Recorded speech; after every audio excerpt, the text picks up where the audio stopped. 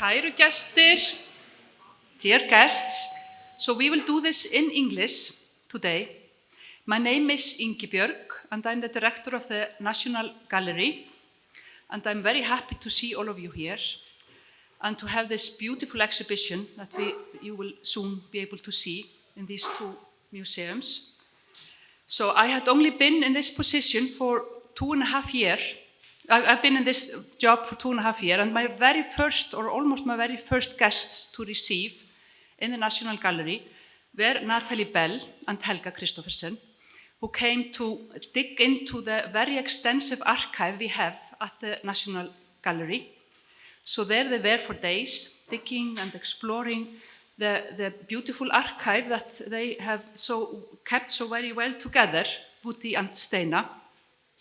So it was so interesting to just talk to them and understanding how also they had been exploring their work for a year before they came to visit us.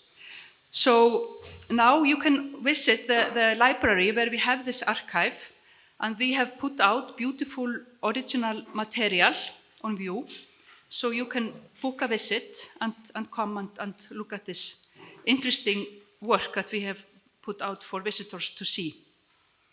The archive is a part of the Vasulka chamber that was opened 20 years ago on the 120-year anniversary of the National Gallery by Halldór Björn Runólfsson, who was then the director of the National Gallery and who is a great expert in Steina, and Kristín Skeving, who is also a great admirer of Steina's work and knows her work very well. So it was the two of them that kind of were the instigator of the Vasulka chamber. And a similar organization that was inspired by the Vasulka chamber was founded in Brno, in the Czech Republic. And it was called, the interesting name, Vasulka Kitchen. That I think is just very, very good, a good name. I wish we would have grabbed that maybe. But the operation of the Vasulka chamber has undergone changes due to challenges of space and resources. But we have managed to do other things. We have collaborated with the University of Iceland and with the Art Academy, and we managed to get 2 PhD positions funded. And now we have 2 students, one that is from the Art Academy and one who is positioned in the University of Iceland. And we will listen to one of those students later here today, Sigríður Regína Sigurðardóttir. So that was to honor Steina and kind of to keep her legacy alive, was to get this PhD position running. And we have also showed Steina's work extensively, to our great honor, and we have been very, very inspired and happy to be able to show her work at the National Gallery. And we decided to use her work as an inspiration for a video series that started this year with The Clock by Christian Markley. So this will be an ongoing video, a place where we will show video works in the best possible way, at least for some years. And we did apply for a grant from Creative Europe with Norway, Ukraine, the Netherlands, and the Czech Republic to do research and find solutions to conserve time-based media and look at new possibilities that are opening up. And let's just all keep our fingers crossed that we will get this grant. If not, we will not give up and we will keep on going. And to talk more about this, it is quite challenging to store and find ways to exhibit in the best possible way old works, like I'm sure many of you are more experts than me in that. And to discuss that, we will have a colloquium tomorrow morning at the National Gallery from 10 to 12, where we will have some great experts just sharing ideas on how to keep this work as in good conditions, but still being true to the way that they were made originally. So you're welcome to come to that as well. And I also must say that even though we do not have on constant view works by Steina, I do feel now, after having been in this job, as I say, for 2.5 years, and I have really felt the interest of the Ministry of Culture in really expanding both the exhibition space that the National Gallery has and also the storage space. And there is now a committee that is working on this, and I do feel there is real interest in doing better. And then I hope that we will be able to, and that is what I'm aiming for, is to have works by Steina on permanent view. And just a few words on this very interesting collaboration with a beautiful gallery here, the Reykjavík Art Museum. It was so that we had been talking about having this exhibition that was put on by MIT and AKG, and we had kind of expressed our interest in the National Gallery. But then Olaf, the director of the former director of this museum here, she approached us and thought it would be interesting to have this exhibition in 2 locations. And I thought, not immediately, because I was thinking also as a museum director, I want all of it. But then I'm so happy we decided to do this, because I think the exhibition looks great. We have more works now on view by Steina than ever before, and we have more space. And this is only the second time that the 2 museums are collaborating. It was done when there was a big show, and a show of Dieter Roth was put up in 2005. So, as I say, only the second time that the 2 museums are collaborating on a huge project like this. And it has been very rewarding and interesting. And the staff in both museums have learned a lot from each other. And who knows, Markus, what the future will bring. But over to you, Markus. Thank you also. These are kind words, because it's not a given that 2 museums collaborate like this. So we are very happy about this happening. And of course, first and foremost, we're so happy that we are joining hands in making an effort in doing the best we can for Steina's legacy and her work, because not only is it interesting in the scale and the time span, but simply the depth of it and the complexity of it and the questions it raises. This is all something that we're going to be addressing today. So thank you all who are participating today in the panel and in the talks today. This is wonderful to have you here, your knowledge and your insight, and that you're so generous to share that with us today. Thank you. And thank you also to the audience for being here with us. And this is for sure going to be a very rewarding and interesting afternoon. And then, of course, the exhibition tomorrow is another story entirely. But I also wanted to reach out to our collaborators from abroad and thank you in particular from the MIT List Visual Arts Center and for Buffalo AKG Art Museum.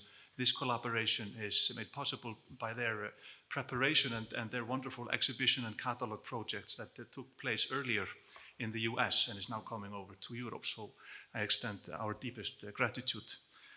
Also, we want to extend gratitude to the Museum Council, Safnasjóður, who is supporting kindly this project today. Last but not least, I'd love to thank Steina.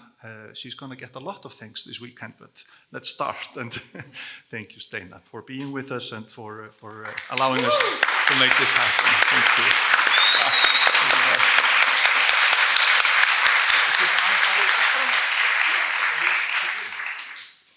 So now we are going to just very soon start to do what we came here to do, and we will not say a word more. But just to introduce the great guests we have here today. So Larisa Dryansky, she is an associate professor of art and history from Sorbonne, and her research focuses on the intersection of art, science, and technology. Her second book, Les Artes, as I would like to be able to speak French, Les Animateurs, which includes a chapter on Steina and Woody. And she has been coming often to the Vasulka chamber to do research there. And then we have Natalie Bell, who will talk about looking back at Playback. What a good title we have there. And so she is the chief curator at the MIT List Visual Art Center and was the organized this exhibition of Steina. And yes, and has been working extensively on and is a big expert on Steina. And then we have Chris Hill, who will have a talk, The Luxury of Artists and Audience Finding Each Other. That's a great title, and I've often thought, what a wonderful, it was not a coincidence, it was written in the sky that the two of them met.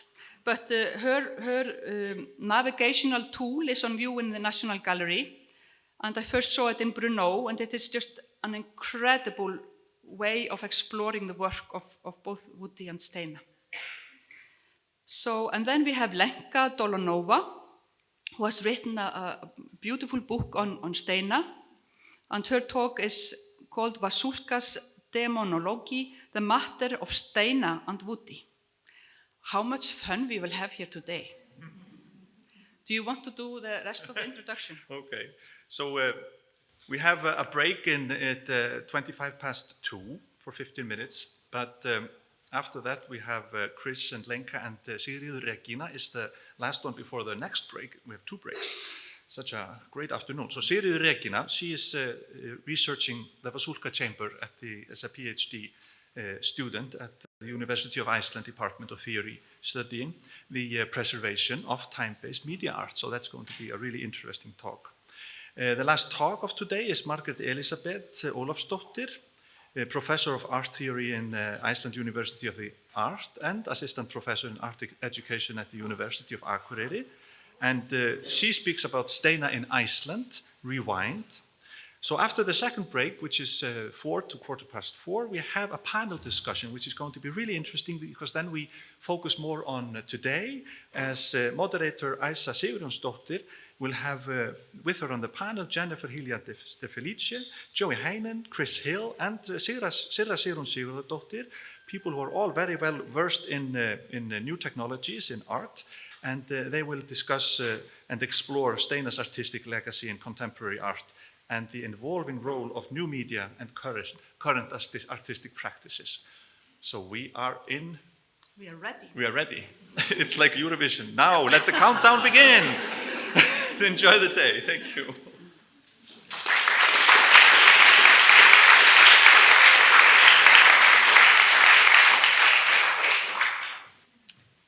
So, you need to really pull this down for me.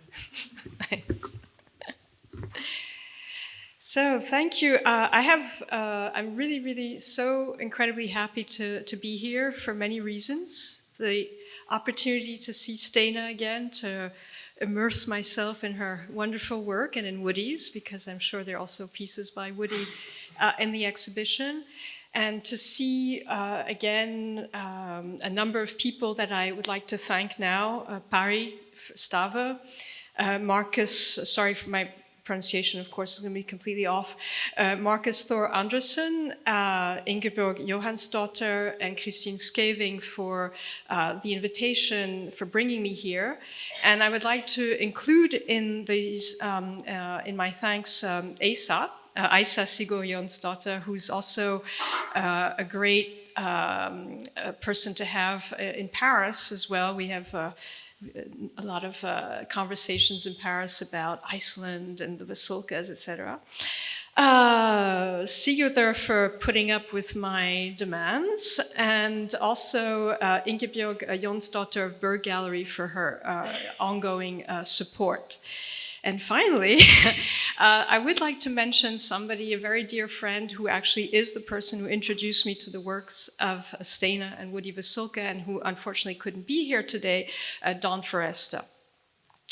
So, I also want to say that it's very intimidating for me to be opening this event, and particularly to be talking about Steina's work in front of Steina. I kind of feel like I'm reminded of what Barnett Newman said. I'm quoting here.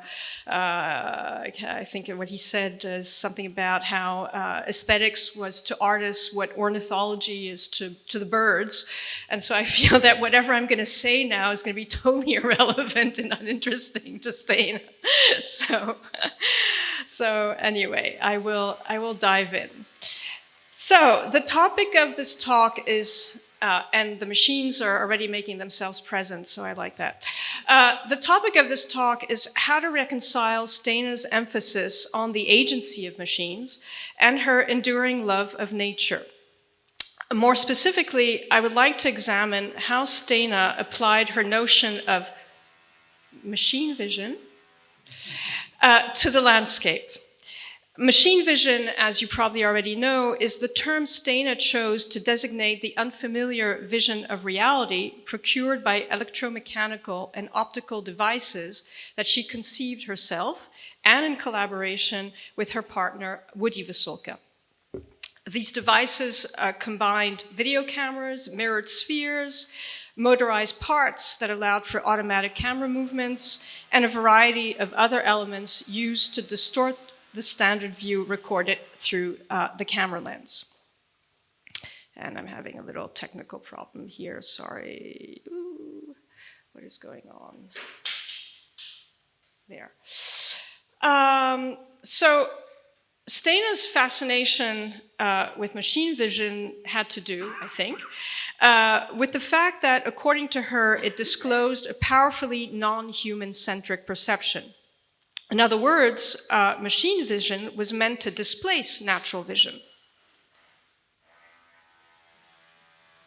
And I guess my next. Oh, there we go. Oops, sorry. There we go. And as it is, Steina first tested the concept in urban environments, on the highway, in the machine-cluttered Buffalo studio she shared with Woody, and in the streets of downtown Buffalo and Minneapolis. Yet, as Steina herself has recounted, when she and Woody moved to New Mexico, she could not resist for long the special beauty of the natural environment of the Southwest. And since then, her work, while never deviating from the idea of machine vision, has dealt for the most part with the natural landscape, both that of the Southwest, southwestern United States, and that of Iceland. And regarding Iceland, I think that we will hear more about this with Margaret's talk. But what I find even more surprising than, there we go, then Steina's switch to nature as the new terrain for our explorations of machine vision is the avowedly romantic and even emotional way in which she has spoken about her relation to the landscape. In a statement from 1986 regarding the West, were an installation, which is her first major video installation, which she produced in 1983, first major video installation with a nature theme.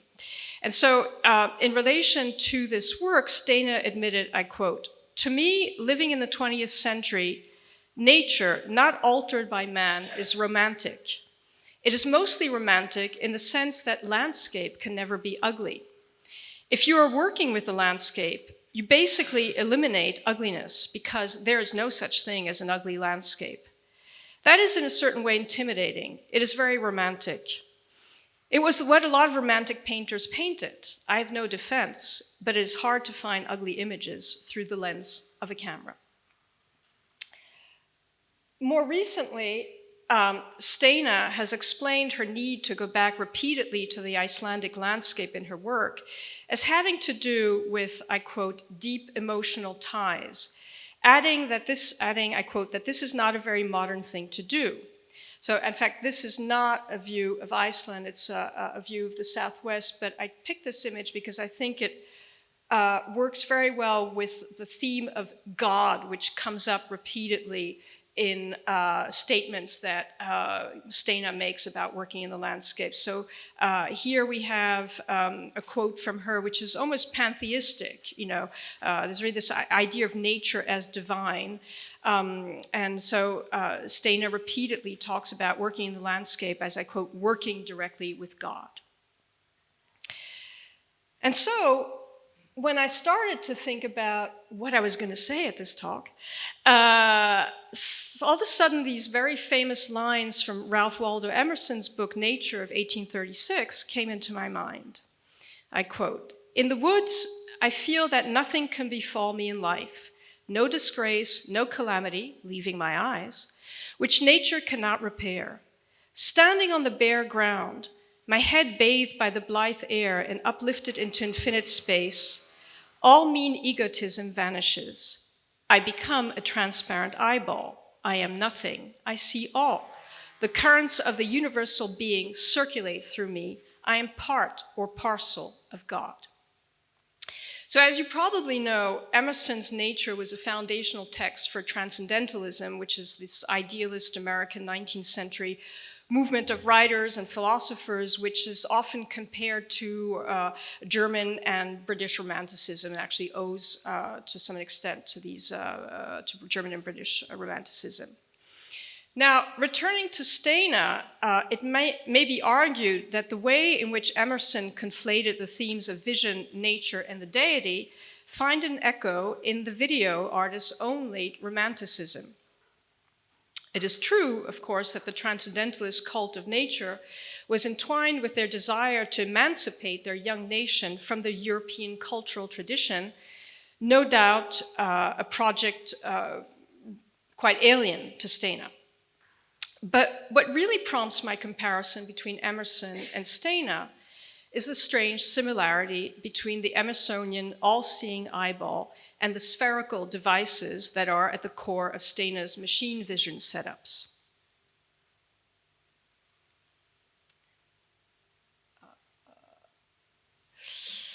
So an obvious case in point is all vision, the centerpiece of the machine vision installations, which is composed of a mirror sphere set between two video cameras on a turntable assembly. Yet an even better example is provided by the video Somersault, which Steina created just a couple of years after settling in Santa Fe. The piece consists of 5 parts. The most relevant for this argument are the first and the third, which are entitled respectively Sky High and Somersault. In both cases, Steina modified her video camera by screwing onto the lens a glass tube with a convex mirror inserted in the middle, and that's what you see here from a documentary about Steina's making of Somersault.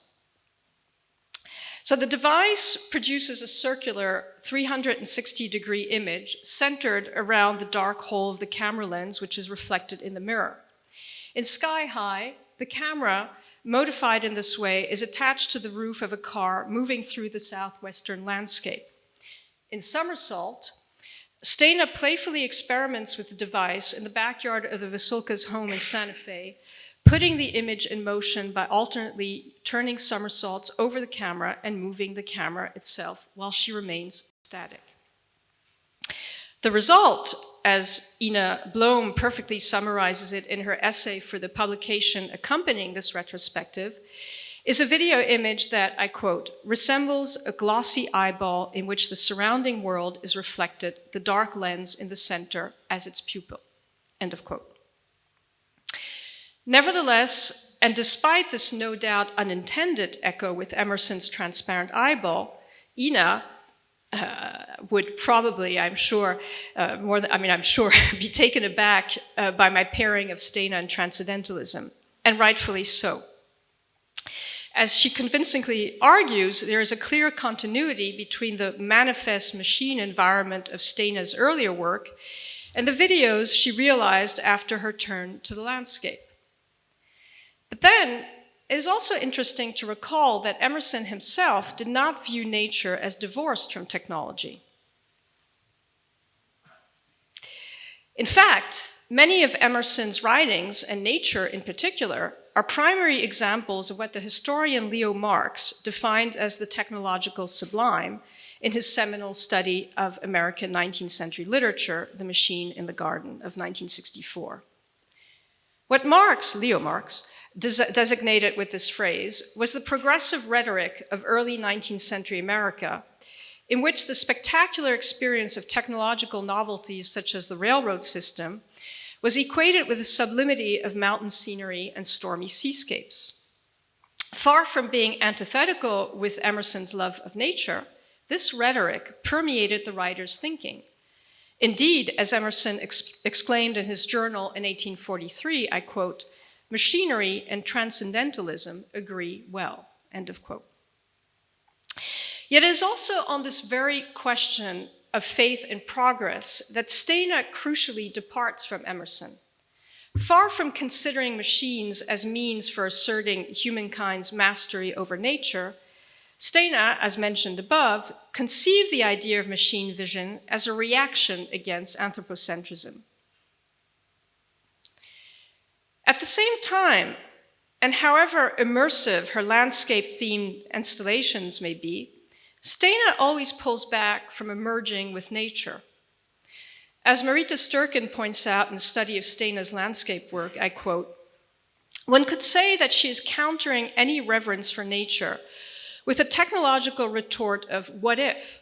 What if waves could wash through the desert? What if water ran backwards? What if we could stop it all in a frame?" End of quote. Or as Steina herself put it, I quote, "It is like a duty to show what cannot be seen except with the eye of media.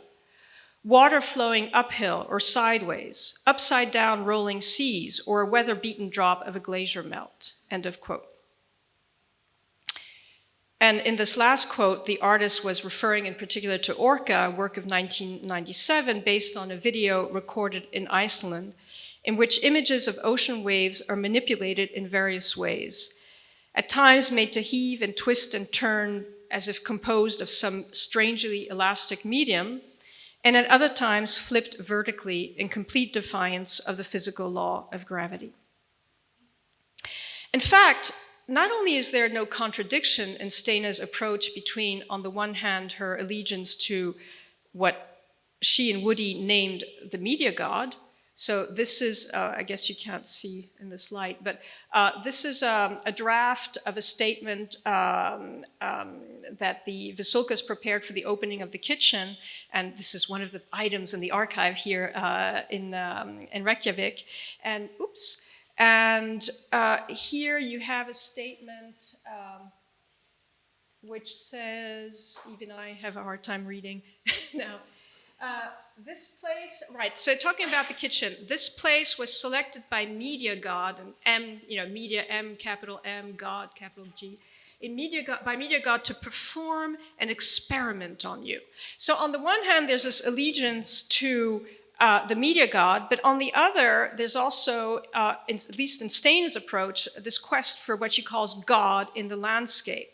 And for me, not only is there no contradiction in these two approaches, but even more importantly, as I want to argue now, her deep connection with the natural environment appears to have played an essential role in the very elaboration of the machine vision concept. So I find it significant that the first tape in Steina's machine vision series is from Cheektowaga to Tonawanda of 1975, a record of a car trip between two towns in the suburbs of Buffalo on the road to Niagara Falls. The tape is shot from the moving car using a mechanized mode of camera control so as to avoid a subjective point of view. Obviously, the suburban landscape that is depicted in this video differs from the great natural vistas found in Steina's later southwestern and Icelandic landscapes. Moreover, according to Steina's description of machine vision in the first publication that the Albright Knox Gallery produced on her work, so this is the catalog of the exhibition that the Albright Knox dedicated to both Steina and Woody in 1978, and which is a fabulous resource. So according to Steina's description of machine vision in this first publication, Cheektowaga was the place where she found the electromechanical surplus goods she needed to build her optical devices. So in other words, this place was also associated strongly for Steina with the world of machines. However, as Halldór Björn Runolfsson argues in his illuminating doctoral thesis on Steina, and I have to mention that this was a very valuable source of my talk, so this is a PhD actually that was written and defended in France, actually, the same university where I got my PhD. Anyway, so in his thesis, Halldór suggests that it is not unlikely that when picking this itinerary, Steina also drew inspiration from the poetic resonances of the names Cheektowaga and Tonawanda, which come from the Seneca Indian words meaning place of the crab apple tree and swift running water. And although in Steina's tape we see that the land formerly inhabited by Native American tribes is now brutally traversed by the highway, the ride still affords glimpses of a majestic natural landscape whose beauty is highlighted by the use of a colorizer and unusual points of view, like for instance here where the view is flipped 360 degrees, 180 degrees, sorry. So just a few months later, on the occasion of a trip to Iceland, Steina's work took a more explicit turn toward the natural environment. The occasion was the recording of the source material for Land of Timotheus of 1975, a videotape that is part of Machine Vision's series as well. The title of the piece derives from the name that Woody was given when he obtained Icelandic citizenship. From what I understand, Timotheus is the Icelandic equivalent of the Czech name Bohuslav, which was Woody's original given name. And both names, in fact, refer to God and can be translated as God's honor, I think, or God's glory, something to that effect. So in this sense, the title Land of Timotheus may be understood as a tongue-in-cheek reference to how Steina and Woody repeatedly played with the idea of God. God, whom they identified with the video signal, but also, and honored as such, but also God, whom they acknowledged more conventionally as the creator of the natural landscape. Woody himself makes an appearance at the start of the video. We see him perched on a rock overlooking the sea, his body hunched over in a meditative pose, not unlike the fallen Luciferian angel that he himself pictured much later in his tape Art of Memory of 1987. And here you see an image from that tape. Here on the bottom. But although Land of Timotheus is dedicated to Woody, Steina in the opening sequence manipulates her partner's figure electronically in such a way as to blend it with the landscape. Very soon after, Woody in fact completely disappears from the picture. Steina quickly pans the camera to the left, away from him, then tilts it down toward the sea. From then on, the tape shows only the volcanic coast of Iceland, a wild landscape devoid of any human presence. As far removed as can be from the urban and technological environment of Buffalo, this landscape, however, becomes the perfect stage for a virtuoso demonstration of machine vision. Using analog video processing tools, Steina transforms the foamy sea and the craggy land into pulsating electromagnetic masses that seem to move to the beat of the throbbing electronic sounds heard on the soundtrack. Similarly, the artist rolls the images in such a way that land and sea seem to continuously trade place, a dizzying effect that is not so very far removed from the so-called hallucinations of today's generative AI. At the same time, the horizontal strata-like layering of the alternating shots of land and sea makes the image remodeled by technology begin to look like the product of geological sedimentation. In this sense, what this video manifests is not how machine vision denatures nature, so to speak. More interestingly, what is at stake here is the revelation of an intrinsic connection between nature and machine. This becomes even clearer with Flux of 1977, another video in the Machine Vision series produced with material recorded in Iceland.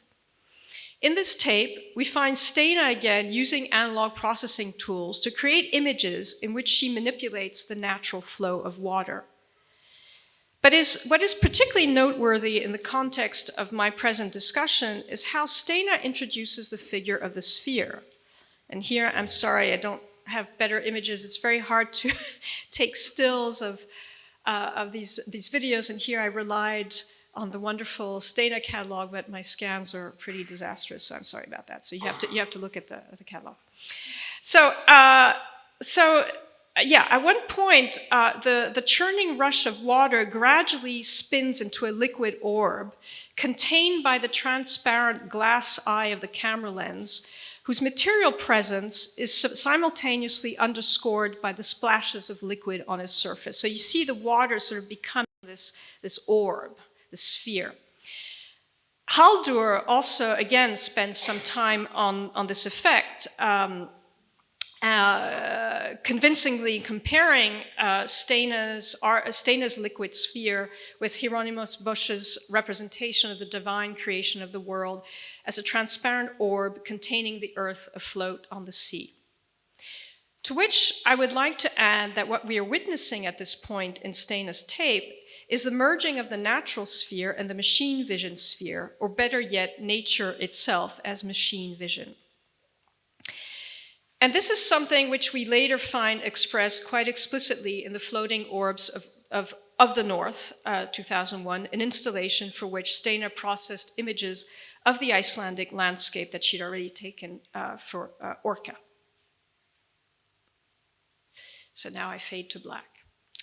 So in her essay, My Love Affair with Art, Video and Installation Work, which she published in 1995, Steina recounts that, I quote, she was a latecomer to this infatuation with machines, adding that, I quote again, she vividly remembered, after moving to New York, going to Canal Street and looking at gears and motors as kinds of miracles that resembled life itself, mechanistic replications of the biological mystery, end of quote. Biology or natural systems, therefore, provided the initial conceptual framework for her involvement with machines. As Ina Blom again analyzes it very well, both in her book, The Autobiography of Video, and again in the essay for the catalog, the catalog for this retrospective, Steina Playback, such vitalism was in fact hardly specific to Steina in the early days of video. Drawing inspiration from the very technical features of video, many pioneers of video art produced work, I quote Ina, replete with ideas about the interconnection between the perceptual capacities of live video and perceptual capacities of live video and perception in other living systems, including plants, animals, and humans, end of quote. So video in this context became the means to explore and experience firsthand the biological technical world, a world in which there's no discontinuity between so-called nature, humans, and technology, no clear distinction between organic and non-organic matter. However, what I would like to draw attention to in Steina's particular case is how she contested not just the centrality of the human eye, but also that of the camera itself. In the same essay, My Love Affair with Art, Video, and Installation Work, Steina explained regarding the all-vision installation, I quote, "These automatic motions simulated all possible camera movements without making the camera and its operator the center of the universe. Time and motion became the universe, with endless repetitive cycles and orbits," end of quote. So what Steina was repudiating here, no doubt, was the idea of the camera as an extension of the human eye. So neither the camera nor the operator are at the center, because the camera, as understood as an extension of the human eye, has to be displaced, just as the human subject has to be displaced.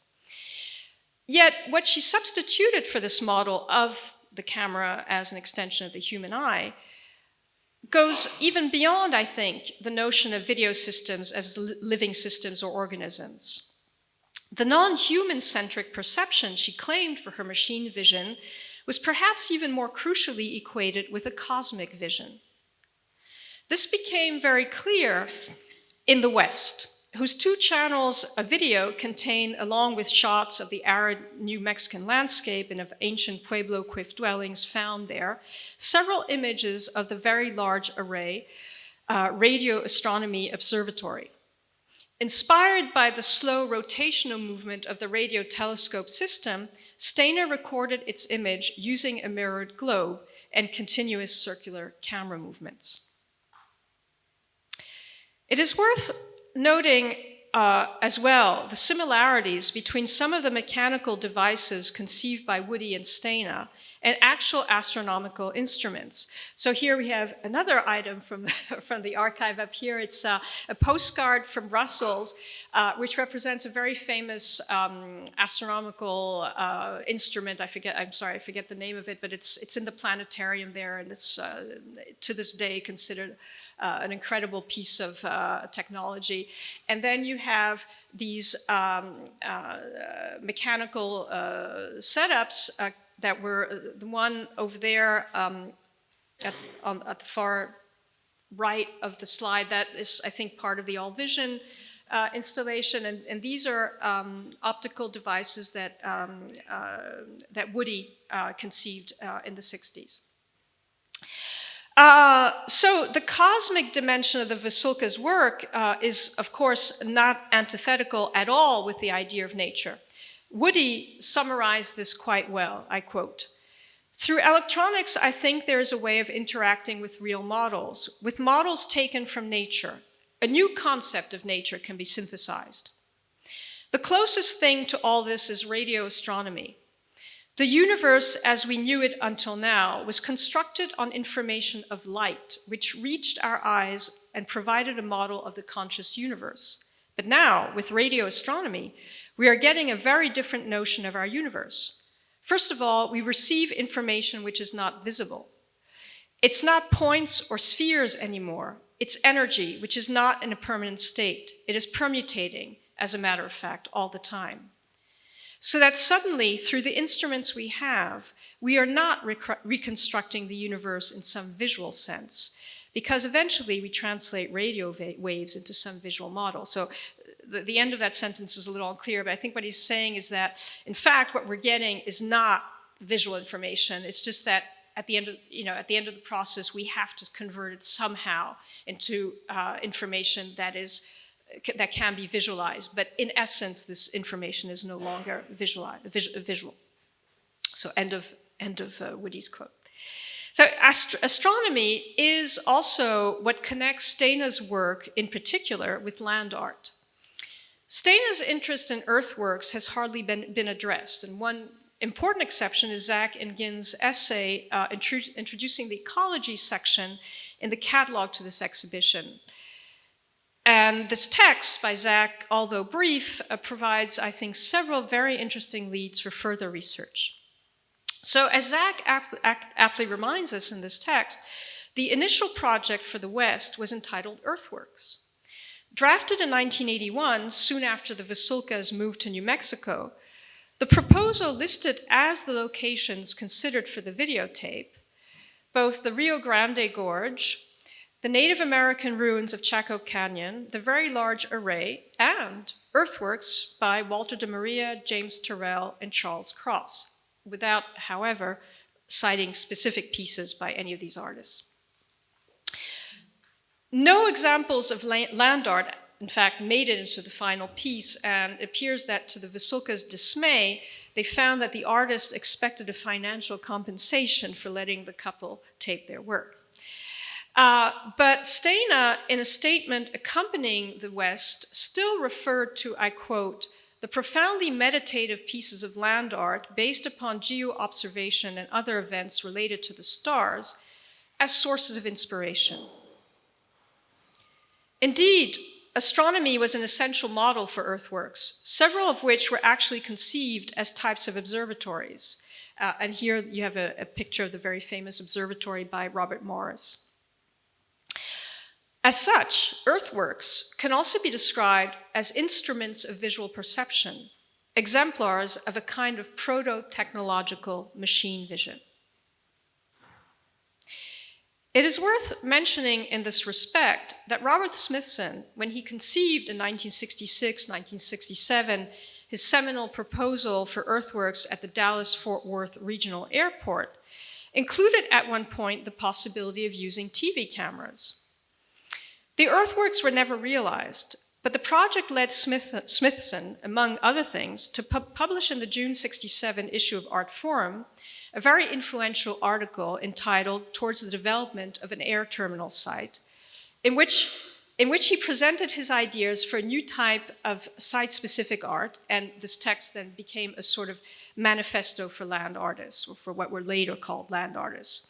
So in the case of the Texan Air Terminal, Smithson had envisioned that that he and three other artists called Andre, Saul LeWitt, and Robert Morris would build these large earthworks on the fringes of the airport. And so the question was, how do we bring the images of these earthworks into the main building of the airport?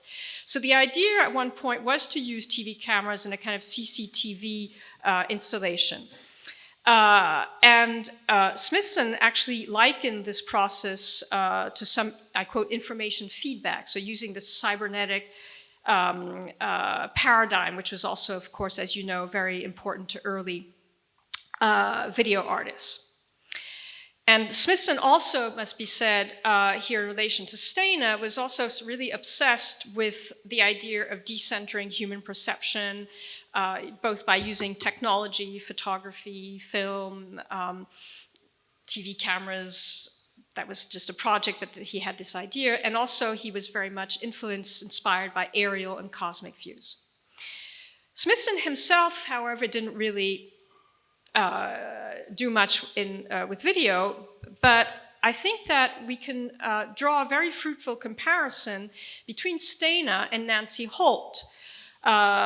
Smithson, the artist Nancy Holt, a very wonderful artist in her own right, also Robert Smithson's partner, and who, on the other hand, did produce a few very interesting pieces of video art. So Holt is mainly known for her very impressive astronomy-related earthworks here, the Sun Tunnel, but she also was very involved with creating sculpture type works that were in fact optical devices. So not meant to be looked at, but to be looked through and to be experimented in a reflexive way so that the viewer would be led to reflect on the process of visual perception as such. So in the early 1970s, Holt began a series that she called the locators, which are made of steel pipes, and they're these kind of like these almost like telescopes that you look through. And in some cases, the locators were equipped with mirrors so that you could actually see yourself seeing. And then she also produced this very interesting installation, the cross locators, where you have four locators facing each other across an empty space. And I think we could build here some kind of comparison, draw a parallel with the facing video cameras separated by a mirror sphere of Steina's All Vision. Holt then, with using similar devices, actually produced videos where you see here, you find this idea of working around the idea of focused perception. And I also would like, I'm going a little fast here because I'm supposed to finish, also like to mention this very interesting piece called Points of View, which was realized in 1974. It's a piece that's installed, it's composed of four video monitors installed in a clock tower, which offers these very spectacular vistas of New York City. And then each of the monitors is aligned with one of the four cardinal points and shows tape previously recorded from the walkway around the tower. And there's all kinds of manipulations, and the point being that the viewers of the installation were supposed to be encouraged to, once they looked at the monitors, then to leave the room, walk around, go around the walkway, around the clock tower, and then have this kind of experience of a double take. So during the time that Holt was experimenting with video, she also began her most ambitious project, the land art piece Sun Tunnels, built in the Utah desert. And recalling again the cross locators, the piece comprises 4 concrete tunnels laid out on the desert floor in an open X configuration. In this case, however, the placing of the 4 elements was not determined by the compass alone, but by complex astronomical calculations. So the tunnels are positioned on the angles of the solstices of the, so that they frame sunrise and sunset on both the summer and winter solstice. And the resulting installation, as Wagner has described it, I quote, forms a cumbersome camera, an enormous viewing device to record nothing less than the passage of celestial time. So this idea of celestial time, I think, brings us back to Steina's earlier quote about time and motion and the universe with their endless repetitive cycles and orbits being sort of what she wants to evoke with the machine vision, particularly with all vision. So both Steina and Nancy Holt, one might say, share orbital obsessions. Here I'm referring to the title of a wonderful videotape by Steina. This being said, there's a crucial difference between Steina and Nancy Holt, and this has to do with the position of how they relate to human vision. Because in Holt's case, all the same, the reference remains the human subject. I quote Holt speaking about sun tunnels, the work becomes a human focal point, and in that respect, it brings the vast landscape back to human proportion and makes the viewer the center of things. And I think that nothing could be further away from Steina. All the same, and I'm drawing towards my conclusion, I think that the comparison with Holt is interesting in counterbalancing what might be a tendency or temptation to read Steina's work as technocentric and, even worse than that, as transhumanist. As Steina herself explained, a great part of her attraction to the landscape of the Southwest was how the special climate of the Southwest made it possible to record human activity in the landscape. So the presence, the history, the memory of humans, having been there forever, going back to prehistory, is something that is a very important component of her interest in the Southwest. Also, of course, I want to point out again how her work, particularly the West, includes visions of these so-called early earthworks built by the American Indians in the landscape. So there's this very important human awareness of the human condition that comes through in Steina's work. And I would like to say this awareness has obviously a lot to do with, not just an awareness of the human condition, but also of the frailty, that's what I want to say, the frailty of the human condition. And this has a lot to do, of course, with Steina's, Steina being brought up in Iceland and her experience of the turbulent, volcanic Icelandic landscape. But I think it also has a lot to do with the specificities of the Southwest and New Mexico in particular. Santa Fe is only 40 miles from Los Alamos, where the Manhattan Project was conceived. And Steina and Woody actually made good use of the obsolete technical equipment discarded by the Army at Los Alamos to build some of their machines. So this is a place where they would go and pick up old machinery to build their installations. And the landscape of New Mexico more generally is haunted by nuclear disaster. It is in New Mexico at the Trinity test site in White Sands that the first atomic test device was detonated. It is also in New Mexico that the Church Rock uranium spill occurred. And this is the largest release of radioactive material in the history of the United States, which took place in 1979. So just a year before the Vasulka's move to the southwest, and only a couple of years before Steina started working on the project of the West. So Steina doesn't directly allude to these events, but I think that bearing this in mind sheds a different light on some aspects of her work. And seen in this way, the intense electromagnetic glow and the saturated, unnatural colors of portions of the images in the West take on an ominous quality, as if the video camera had picked up the invisible nuclear radiation polluting the landscape. It is almost as if Steina wanted to remind us that both video and the harnessing of nuclear energy originate in the same pivotal moment at the end of the 19th century that witnessed the discovery of electromagnetic waves and radioactivity. And so, and I conclude, at the same time that it defamiliarizes the landscape and discloses an exhilarating view, new world of non-human perception, Steina's machine vision, I think, ultimately appears to contain a warning about the devastation that technology can produce when it unleashes the power of nature. Thank you, and sorry for going over time.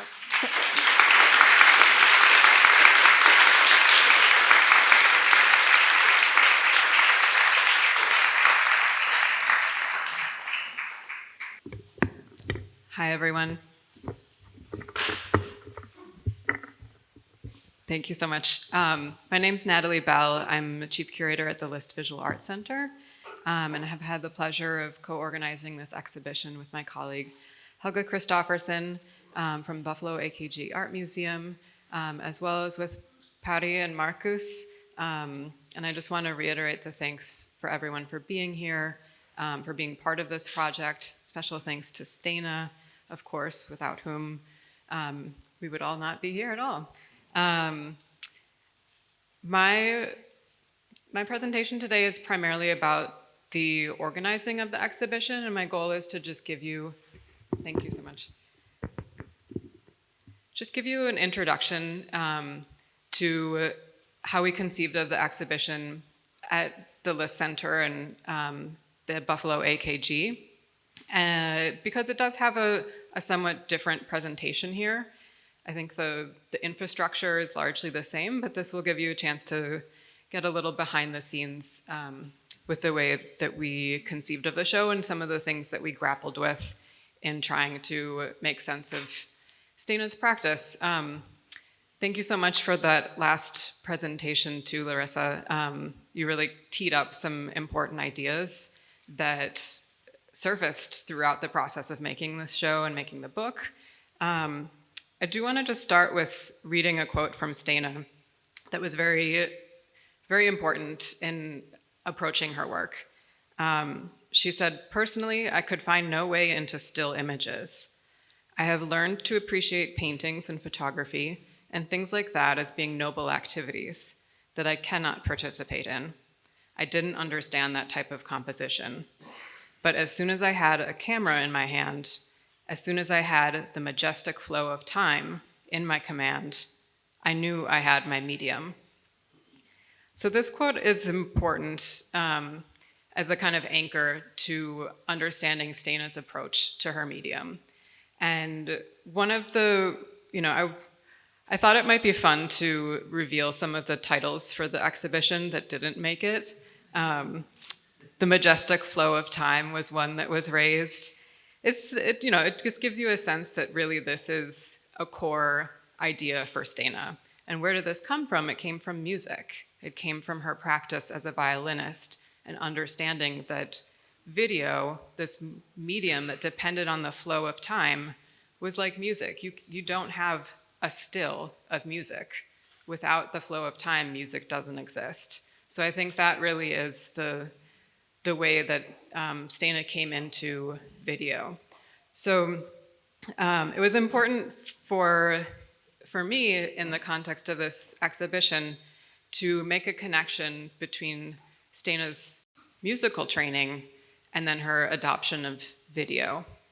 Another title that we thought about was constantly moving images, because that is also what defines Steina's work. There's no stills. It's always moving. And then the other title that I was very excited about but did not get a lot of traction was cosmos. And maybe as we go on through the day, as you all encounter more and more of Steina's work, you'll start to understand that.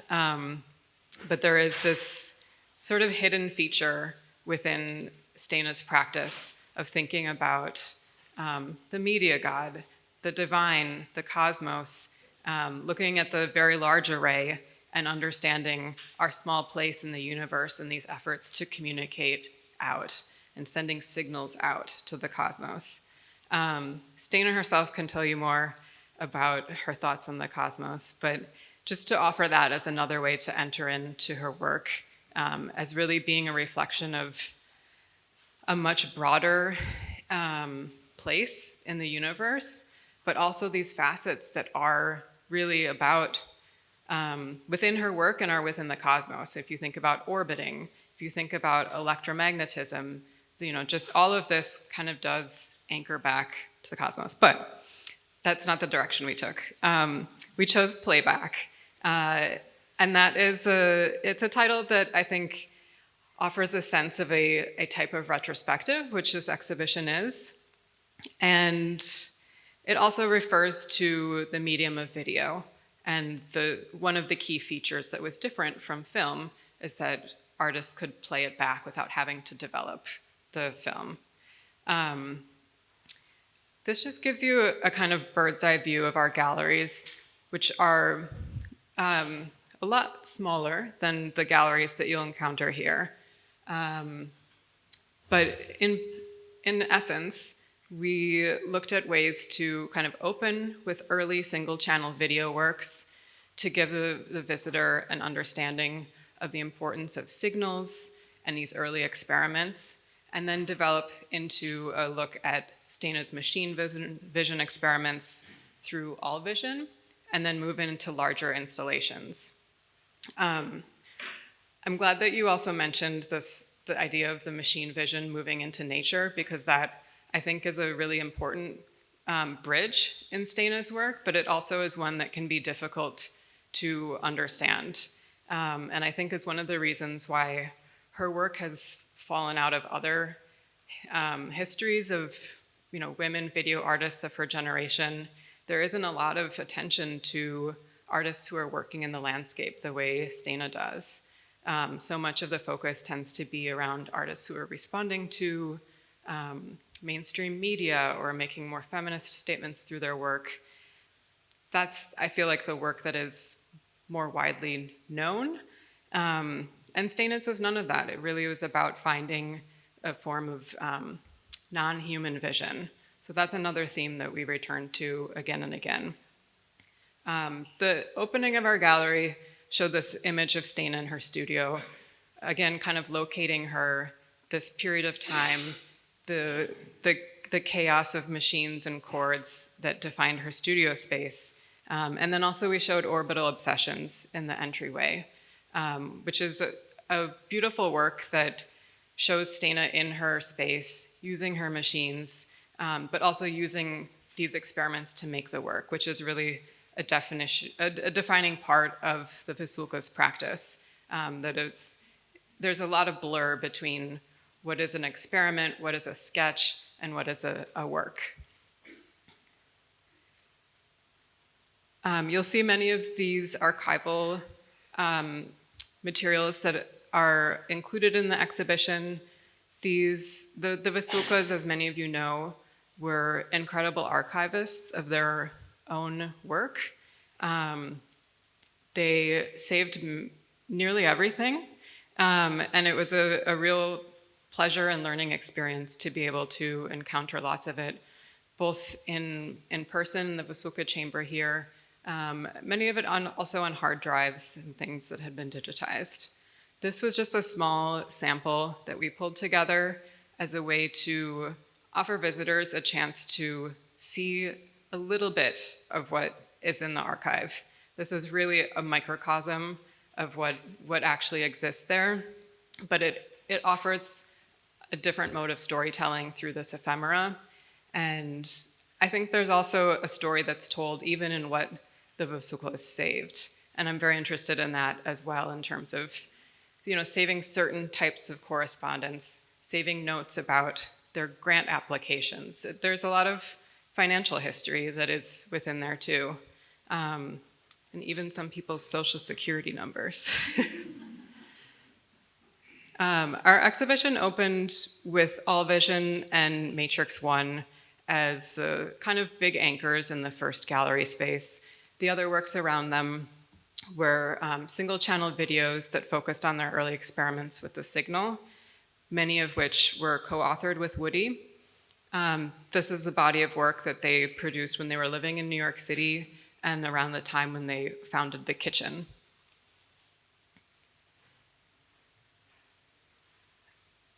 I want to mention that the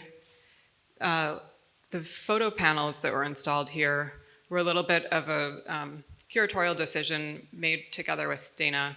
But the idea was to also, on the one hand, provide some visual content on the walls that makes the experience of looking at the mirrored sphere of All Vision more than just white wall gallery space. And this is how she's always conceived of it. Although in many past installations, the work that's hung on the walls is works by Woody Vasulka.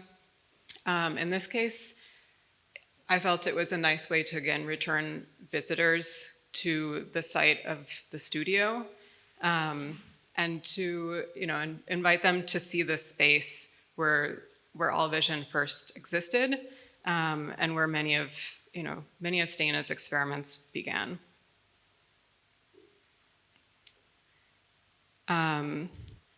Violin Power is an important work, as many of you know. You see it here, just upstairs. And this was one of the few early video works that we chose to project.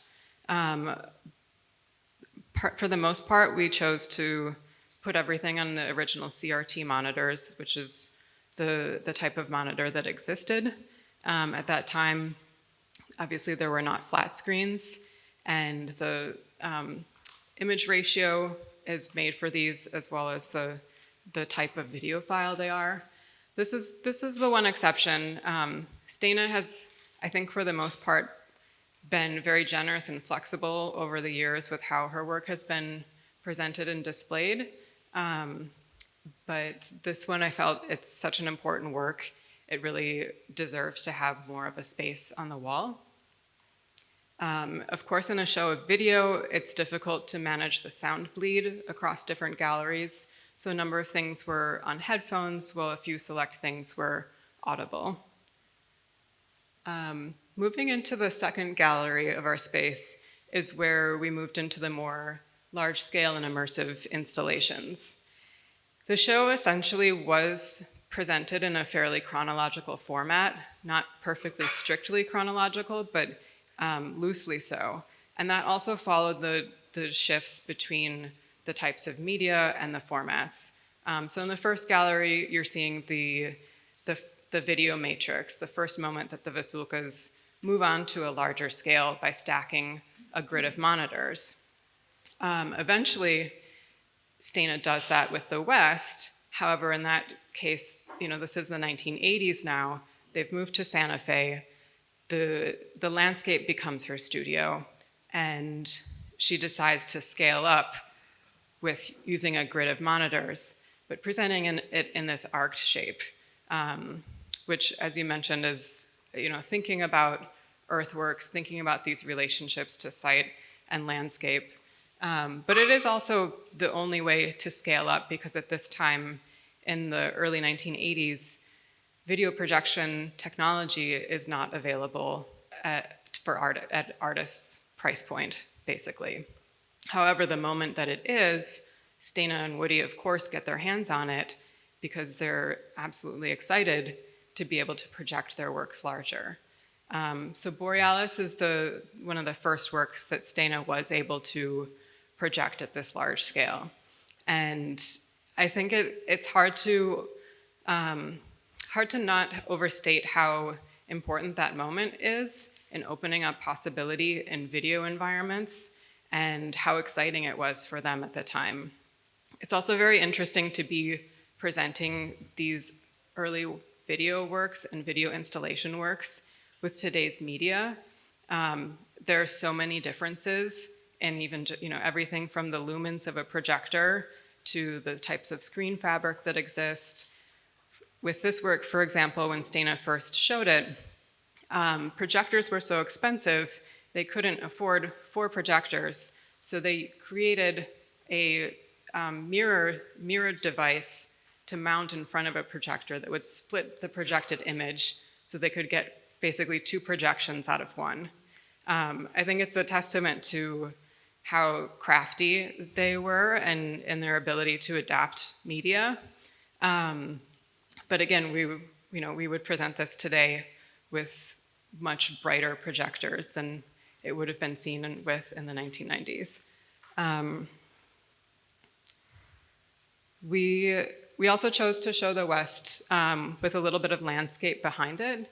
So you can see out our gallery window, which was also heavily tinted, so it was still quite dark, but it gave a nice sort of opportunity for the visitor to step out, or mentally step out of the gallery space with this work. I know Borealis won't be presented here, as it was shown quite recently here in Reykjavík, but that was, I think, one of the more monumental works in the show, along with Mynd, which you will see here. Again, this is, incredibly large-scale video environment, which is even more important at the time that this was from, 2001. I was a little bit nervous about how this work would appear to today's gallery goers who are used to such high-definition video, because it is a lower definition of video. It's more than 20 years old, and it's still a very large projection. But I think what's fascinating is that just the energy and the quality of flow and movement in this work is what's actually really timeless, the use of color. I also haven't said anything yet about Steina's use of sound, which is really important, but that's also a timeless component of her composition.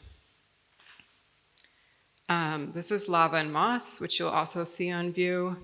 Again, a really, really stunning work that hasn't aged a day, I would say.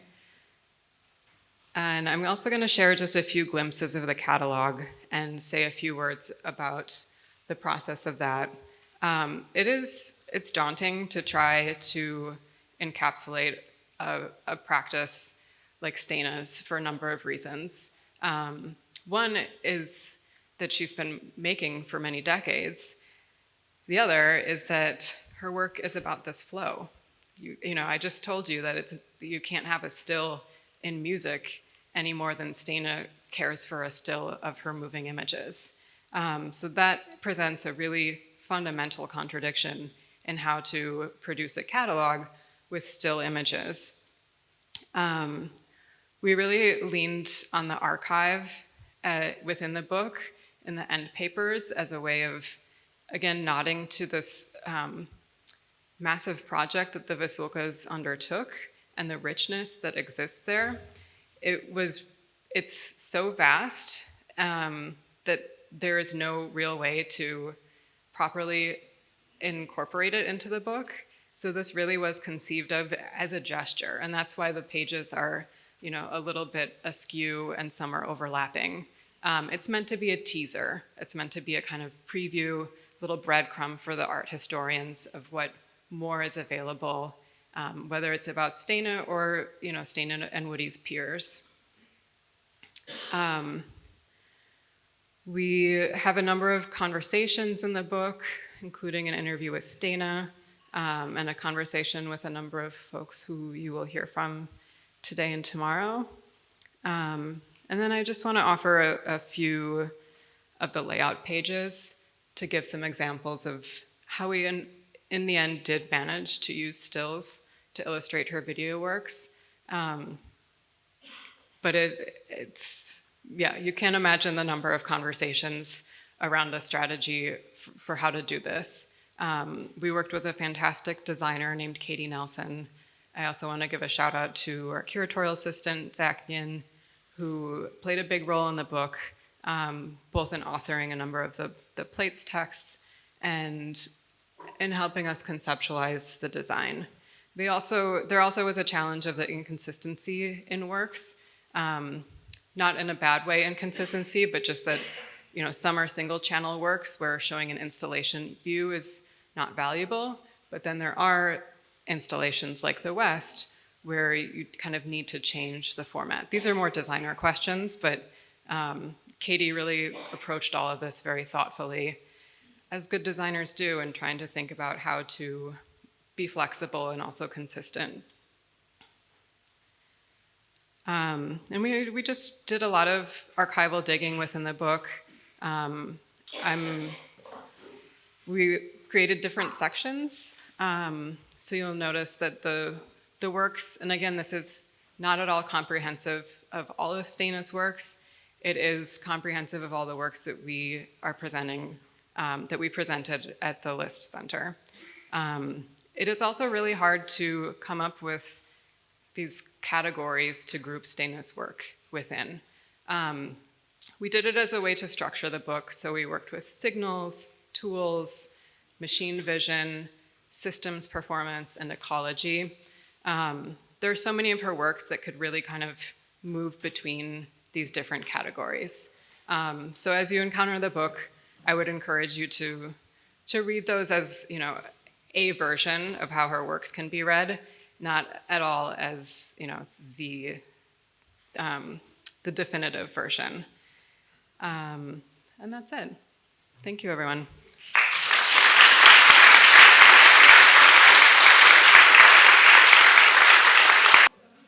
Thank you, everyone, and I hope everyone got some coffee and some water, and I'd just like to welcome our next speaker. Thank you.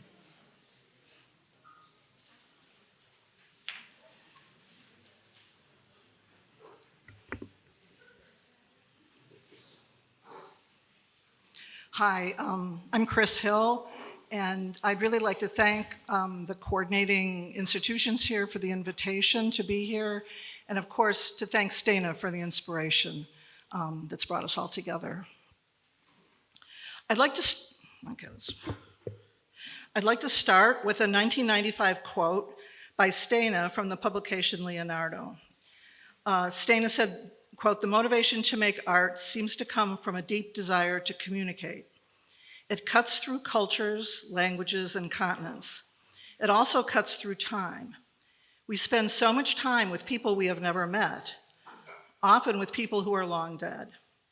It has been the sad lot of many artists to communicate only to future audiences, but through lucky coincidences, artists and their audiences have sometimes found each other in the same place at the same time. Paris in the 1920s was like that. New York in the late 1960s was like that for us. It was a luxury." Steina points here to the special relationship between artists and audiences and what Liza Baer, editor of Avalanche magazine, described in like 1969, 1970 as the heightened awareness of late 60s New York audiences, a time informed by radical cultural experiments that inspired artists and their audiences who emphatically rejected established institutional and financial expectations. It was also a time in New York where large spaces for living and working were accessible, relatively cheap, and especially concentrated in Lower Manhattan. Steina observed, quote, "Soho was a true village. We were all in walking distance from each other." The Vasulkas arrived in New York from Europe in 1965 and became pioneers in the emerging electronic media art scene, described by Jonas Mekas, whose personal work and writing focused mainly on experimental film, as, quote, "the tribe that worshipped electricity." Woody described this moment, quote, "There was a legitimate underground technological community with a life free enough to practice low-budget experimentation and manufacturing. A new range of high-frequency components appeared on the market at the same time that there was a dominant archetypal image commonly shared by the usage of hallucinogens. Finally, there was a generation of artists eager to practice the new witchcraft, and indeed, there was an audience. Steina offered her own take on the emerging video scene. Quote, people grouped together, formed tribes, so to speak, in order to afford the video equipment. They had to pool equipment. It was a tremendous expense. When asked what inspired this kind of sharing and openness, she responded, quote, that was the times. It was everywhere. Sharing equipment, mutual favors, and everybody was always sending you to meet someone you ought to meet because they could help you. New York was a very friendly place in those years, and the idea of sharing and pooling and using instruments and hooking them together, it was all in the footprints. Woody added, I went into working with video, which was completely undefined, completely free territory, no competition intellectually. On the contrary, it was rejected right from the beginning by the theorists and philosophers of film. So it was a very free medium. And the community was very young, naive, fresh, new, strong, cooperative, no animosities, generous, a kind of welcoming tribe. So we ganged together, East Coast, West Coast, Canadian East Coast, West Coast, and we created overnight a spiritual community. Can I drink this water? I hope so. These comments by Stan and Woody are from 1992 conversations, interviews, when I visited them in Santa Fe, doing research for an extensive survey of early video that I curated in 1996 for the Video Databank, called Surveying the First Decade. In these interviews, Woody spoke at length about the aesthetic discoveries that shaped their early investigations of this new electronic medium. Steina contributed her encyclopedic memory of the early days in New York City, but also how certain artist-run spaces, critical sites for exhibitions of early video art in its first decades, came to exist with the support of the New York State Council on the Arts, which is commonly called NYSCA. She recounted, quote, the other reason for coming together, the tribes, was that NYSCA could not give money directly to individuals. To get money from NYSCA, you had to be a formal entity, a nonprofit organization. The Kitchen, an artist-run space that the Vasulkas co-founded in 1971, would become one of those spaces that welcomed artists working in video, electronic music, dance, and performance.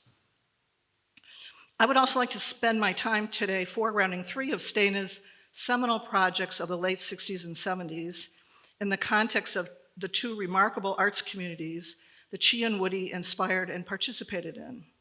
Communities that foundationally informed the emerging materials-based video art scene in New York in the late 1960s, and then in Buffalo through the 1970s, Buffalo, New York. Work that was produced during these periods were where, as Steina suggested, artists and audiences found each other. One of their early projects produced during the period in New York is Participation, which was made in 1968 to 1971 and is in the exhibition. I don't know which building it's in. Video and audio documentation of jazz, rock, and underground queer theater in the accessible and often experimental cultural spaces of New York. Participation recorded those scenes and those artists. The title Participation suggests the late 1960s zeitgeist, an inspired participatory democracy, articulated across culture as well as politics. But the title Participation also suggests the energy the Vasulkas contributed to these remarkable cultural scenes by recording them with a video camera, which could then, unlike film, be played back immediately for new audiences in their loft. Steina said, quote, we were taking the portable video equipment to New York's cultural playgrounds, WBAI Free Music Store, Judson Church, La Mama, a theater, Automation House, the Village Vanguard, Fillmore East, Blue Dom, Kansas City Steakhouse, etc. After such outings, everyone would gather back in our loft to look at the instant playback, something most people at the time had never experienced before. Even the word video was a brand new addition to the vocabulary.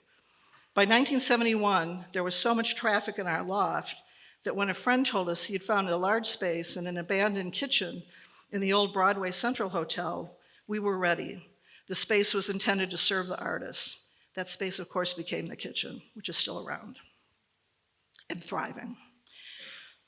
I suggest that the Vasulka's engagement with video playback should be considered part of the expanded audience component of this new performative, time-based electronic medium, where the immediacy of video could inspire a new kind of relationship with media where artists and audiences found each other.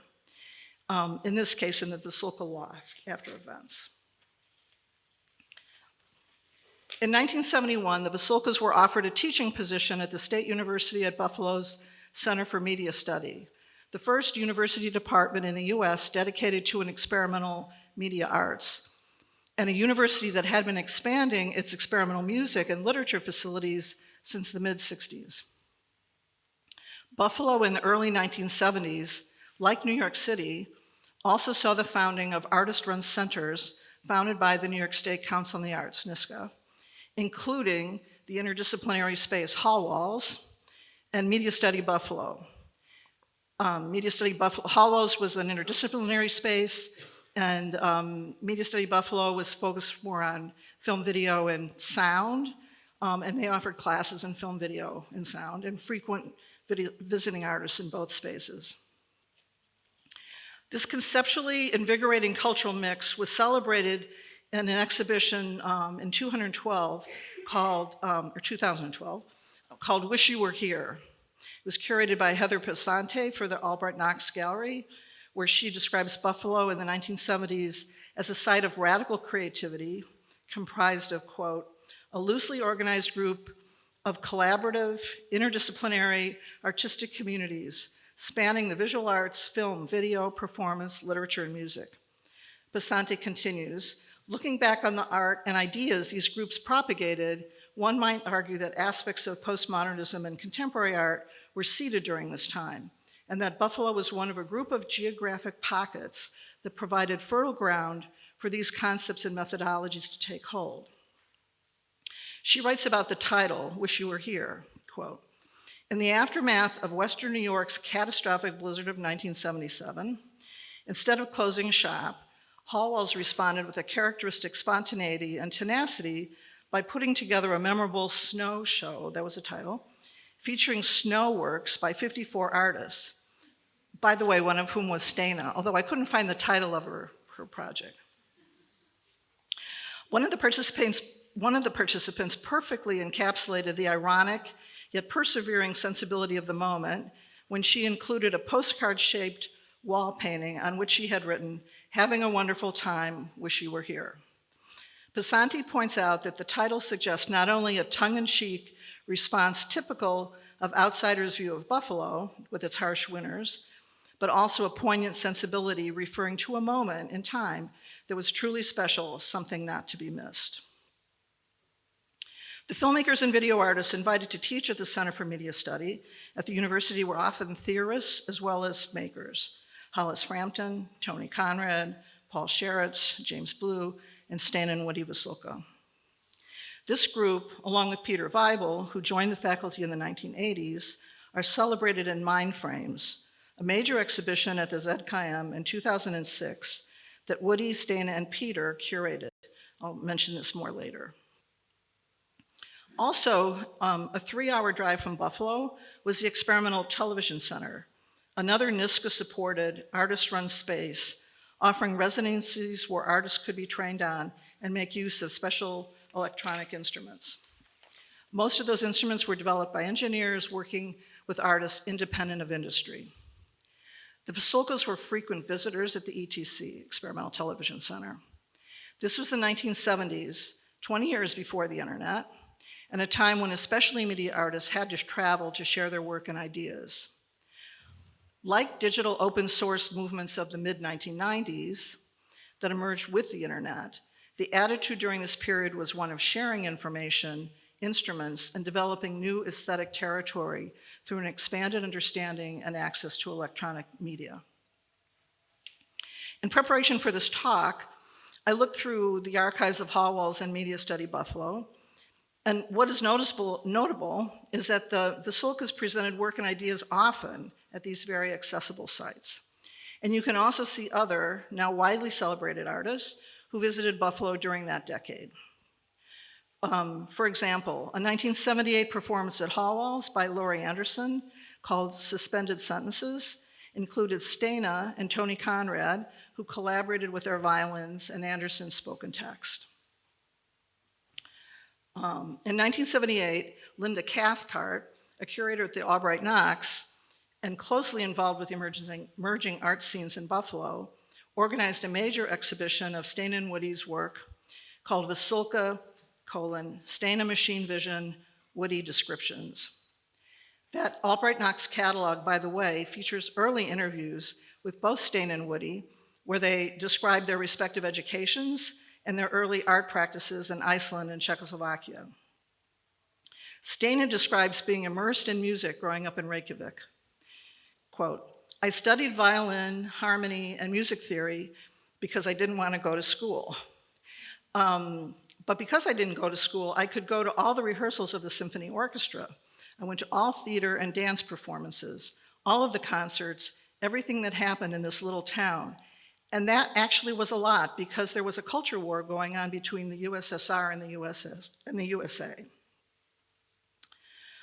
During the decade in Buffalo, Steina developed and sustained two major projects that remain for me some of her most inventive work.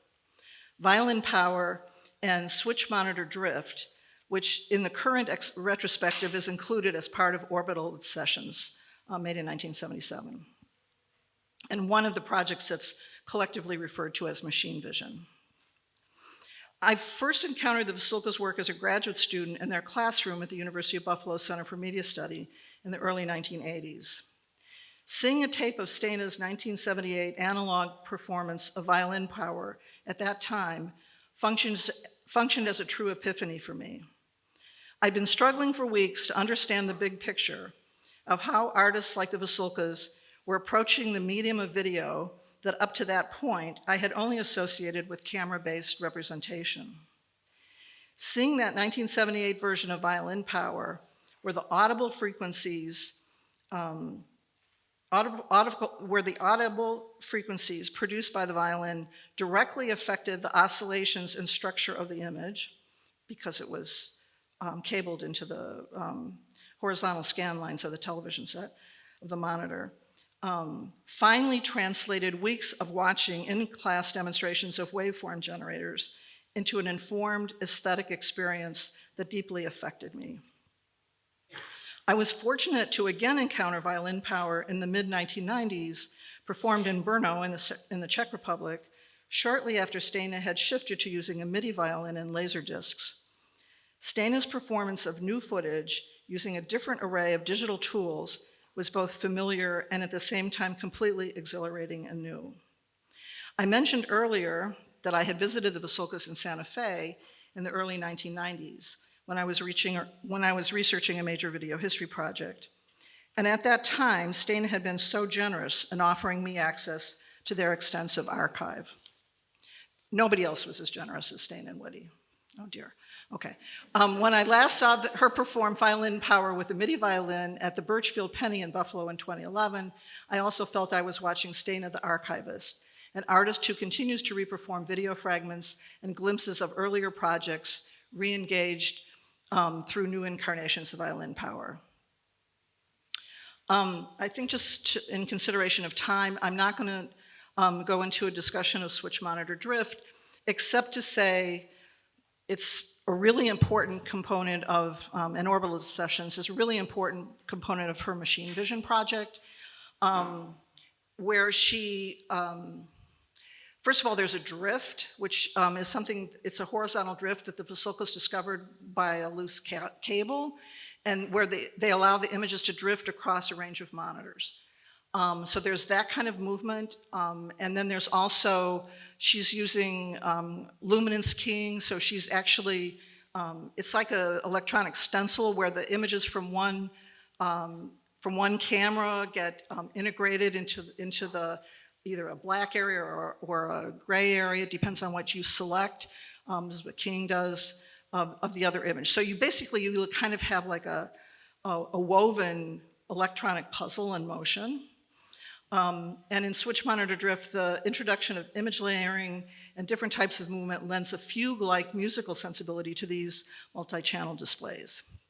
In a 1995 interview with Melina Wilson, Steina talks about the importance of movement in her work. Quote, "You must remember I came to video from music. I never expressed anything by images before. And in my orientation, by still images before. And in my orientation, it was not natural to speak through an edit. But fortunately for me, when we started in video, you could not edit. There was no editing equipment. This is also when I fell in love with real-time video of nonstop recording. Also for me, unlike a painter, the image only exists in the movement, and that is because I was a musician.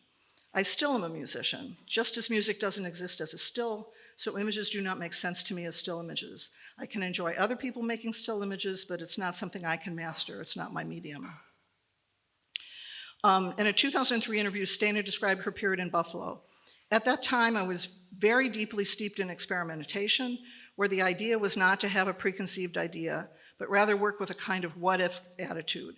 Meaning, what happens if you patch this tool that way instead of this way? It was a kind of endless exploration, and through which you have to start with some idea, but it was very important to not let that idea interfere with your exploration. There's a danger of being infatuated with an idea and then trying to impose it on the material. Fortunately, the material has a way of confronting you with, that's not very interesting, but let me show you something that is." Woody further explains their relationship with their tools. "The system is a participatory process in which the tools give you abstract material. You're there maybe to form it, but the tool and you have the same significance. We always called what we were doing dialogues with tools. Sometimes we said that the tools were our teachers." Okay. Before we leave Buffalo, I want to offer a remark by Bruce Jenkins, the film curator at Media Study of Buffalo, who moved to Buffalo at the end of the 70s. Jenkins was interviewed for Wish You Were Here at the Albright Knox, and he said, quote, "The Vasulkas happened to live right around the corner from Media Study Buffalo in the downtown area where I worked. So I could go over to their loft from time to time and see them and see their work. Their loft, as you may know, was a real nexus for the media arts community in Buffalo. They were very warm and generous people. I was only there the last year they were in Buffalo. I think when they left, I bought their washing machine. You know, it was that kind of community then." I opened this talk by reading a comment from Steina about the importance of artists and audiences finding each other directly in the present, such as the luxury that she and Woody experienced in the late 60s in New York, or as she suggests, some artists will find audiences indirectly over the distance of time. This possibility is one for which the Vasulkas also prepared from the beginning of their creative work together. The Vasulkas were committed to archiving their own work and projects that were shared with them, along with writing by artists, friends, and curators. Archiving this material and making it available online through vasulka.org is one of the ways they've enabled the transmission of knowledge from these remarkable periods of early media art to future generations. The project of preserving and making accessible their archives is now being carried forward by the Vasulka Kitchen in Brno, the Vasulka Chamber, and Berg Contemporary here in Reykjavík. I just want to mention, I know I don't want to go, I'll probably go over just a little bit, but in the context of this, their archiving and making their work and ideas available to future audiences, I really recommend that you look at the catalogs for the 1992 project called Eigenwelt der Apparatwelt that they did for Ars Electronica, where they pulled all these machines together, got them running, showed work that was done with these early machines. And then also Mind Frames, which was put on by the Zedkheim in 2006, which both of these exhibitions, Steina and Woody curated and designed, and there's a lot of writing on how innovative the design, the exhibition design was for both of these exhibitions. Mind Frames featured the work, writing, and ideas generated by the early faculty at the Center for Media Study in Buffalo, and John Minkowski, who was the video curator there. reviewed that exhibition that reflected on the Buffalo scene he knew intimately. He said the Mindframes exhibition was intoxicating and represented an exhaustive recognition of the languages and media experimentation that allowed the birth of what is now called media art.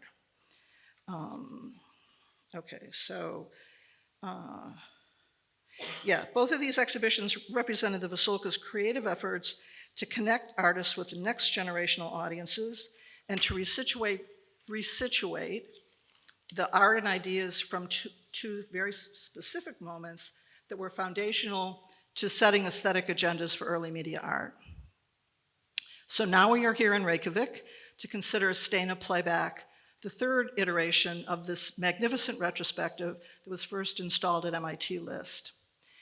When I considered Steina Playback at the Albright Knox this last spring, it reinvigorated communities and aesthetic contexts past for me as well as present. Now, installed in Reykjavík, Steina's work is activated again, setting in motion a cultural context that for some of you references home and familiar landscapes, but also creates a new cultural context for the arc of Steina's work and sensibilities, exercising again new dialogues with tools and audiences. Thank you.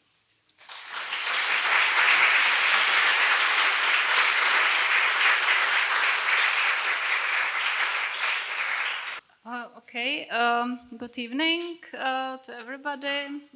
My name is Lenka Dolanová, and I represent here two cooperating institutions, Brno House of Arts and Vasulka Kitchen Brno, both of which dedicate some of their activities to publishing, exhibiting, and researching Vasulka's work. I would also like to thank for the organizers of this magnificent union of all the people who research Vasulkas, are interested in their work, and I think it's really amazing that we could meet here tonight and the following days. Also I thank the previous speakers, and my talk will have various intersections and connections to many of what has been said here. I wrote this book, A Dialogue with the Demons of the Tools, Steina and Woody Vasulka, which was originally my PhD thesis, published at Prague Film School, and later Vasulka Kitchen Brno published English version in 2021. The second cover is Cheleben, the book which was also published by Vasulka Kitchen Brno, and it's a collection of Woody Vasulka's poems and short stories, and it partially draws also from the collection of Vasulka Chamber here in Iceland. Unfortunately, it's in Czech language. I will also mention at the end of my talk another book that we are going to publish this year. I start with this nice image of Steina and Woody of course, in Iceland. Before they went to United States together, they visited Iceland several times, I guess. This is from 1964. Woody Vasulka, as a trained filmmaker, made even two short documentary movies in Iceland, Whale Cutting Station and The Herring Season in Seyðisfjörður. I don't know if I'm pronouncing it right. 10-minute movies. It's just to mention it. His connection with Iceland that started in this time. For the title of my talk, I decided to develop the ideas from my book, which is this metaphor of demons and demonology. And my book starts with this quote of Woody. So I think that what used to be the source of the poetic material of the poets of the past is now technological systems. They are more and more populated by demons, and they behave more like humans, and when more of what we call intelligence is assigned to them, then more organic or demonological systems will arise. more mystery and more stories of the future imagination will be found there. And this is, of course, predicted by science fiction, and if you believe in that, then we have a poetic system. Woody said this during the talk at NTT Intercommunication Center in Tokyo in 1998, which was, of course, the time when the Brotherhood installation was exhibited there as a whole for the first time. Originally, these are 6 installations called tables, consisting of hybrid optical, mechanical, robotic, and pneumatic systems in combination with digital technology. The title suggests the critique of war efforts and that it is often hidden behind some noble objectives. Now, I guess 4 of the tables are exhibited here in Iceland, and so the Brotherhood is most complete after its Japan premiere. So I haven't seen the exhibition yet, unfortunately, because I only arrived this morning. I'm excited to go to see it. As I read on the website, 2 tables couldn't be exhibited. Table 4, Stealth, is lost, and Table 1, Translocation, couldn't be brought back to life. But still, there are 4 tables here. Yeah, my talk will be also a little bit about Helga Vasulka, so, but I will come to Steina after as well. I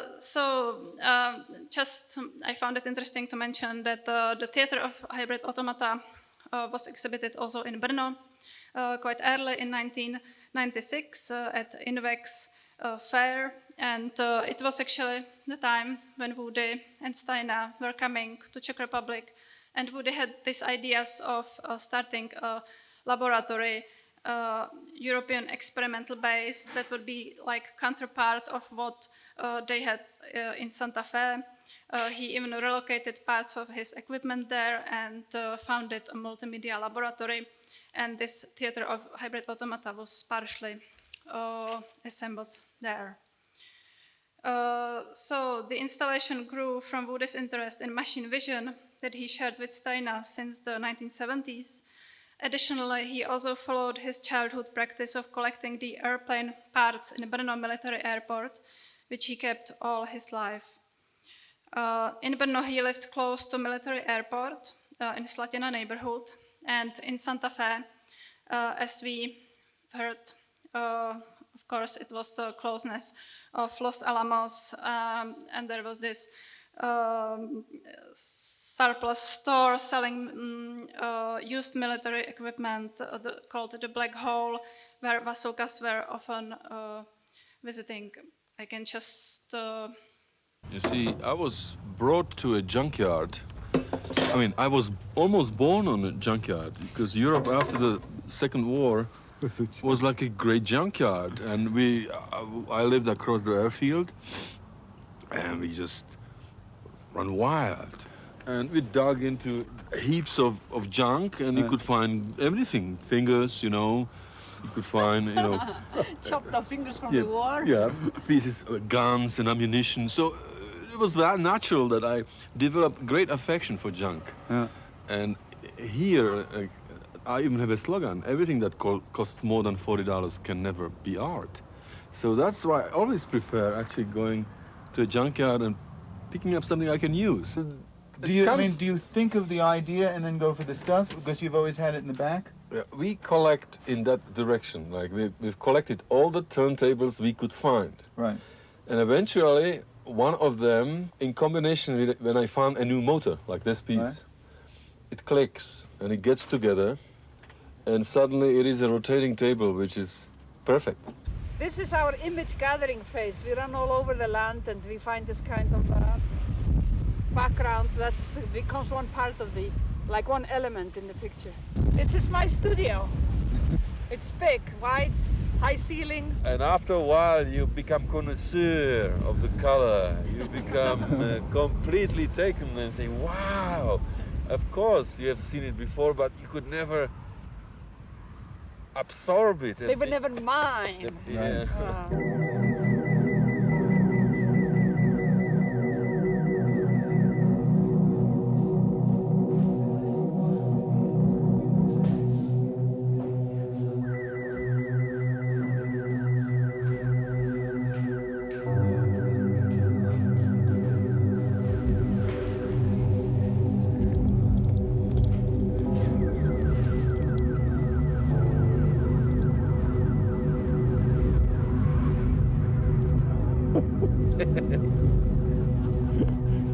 So, why demons?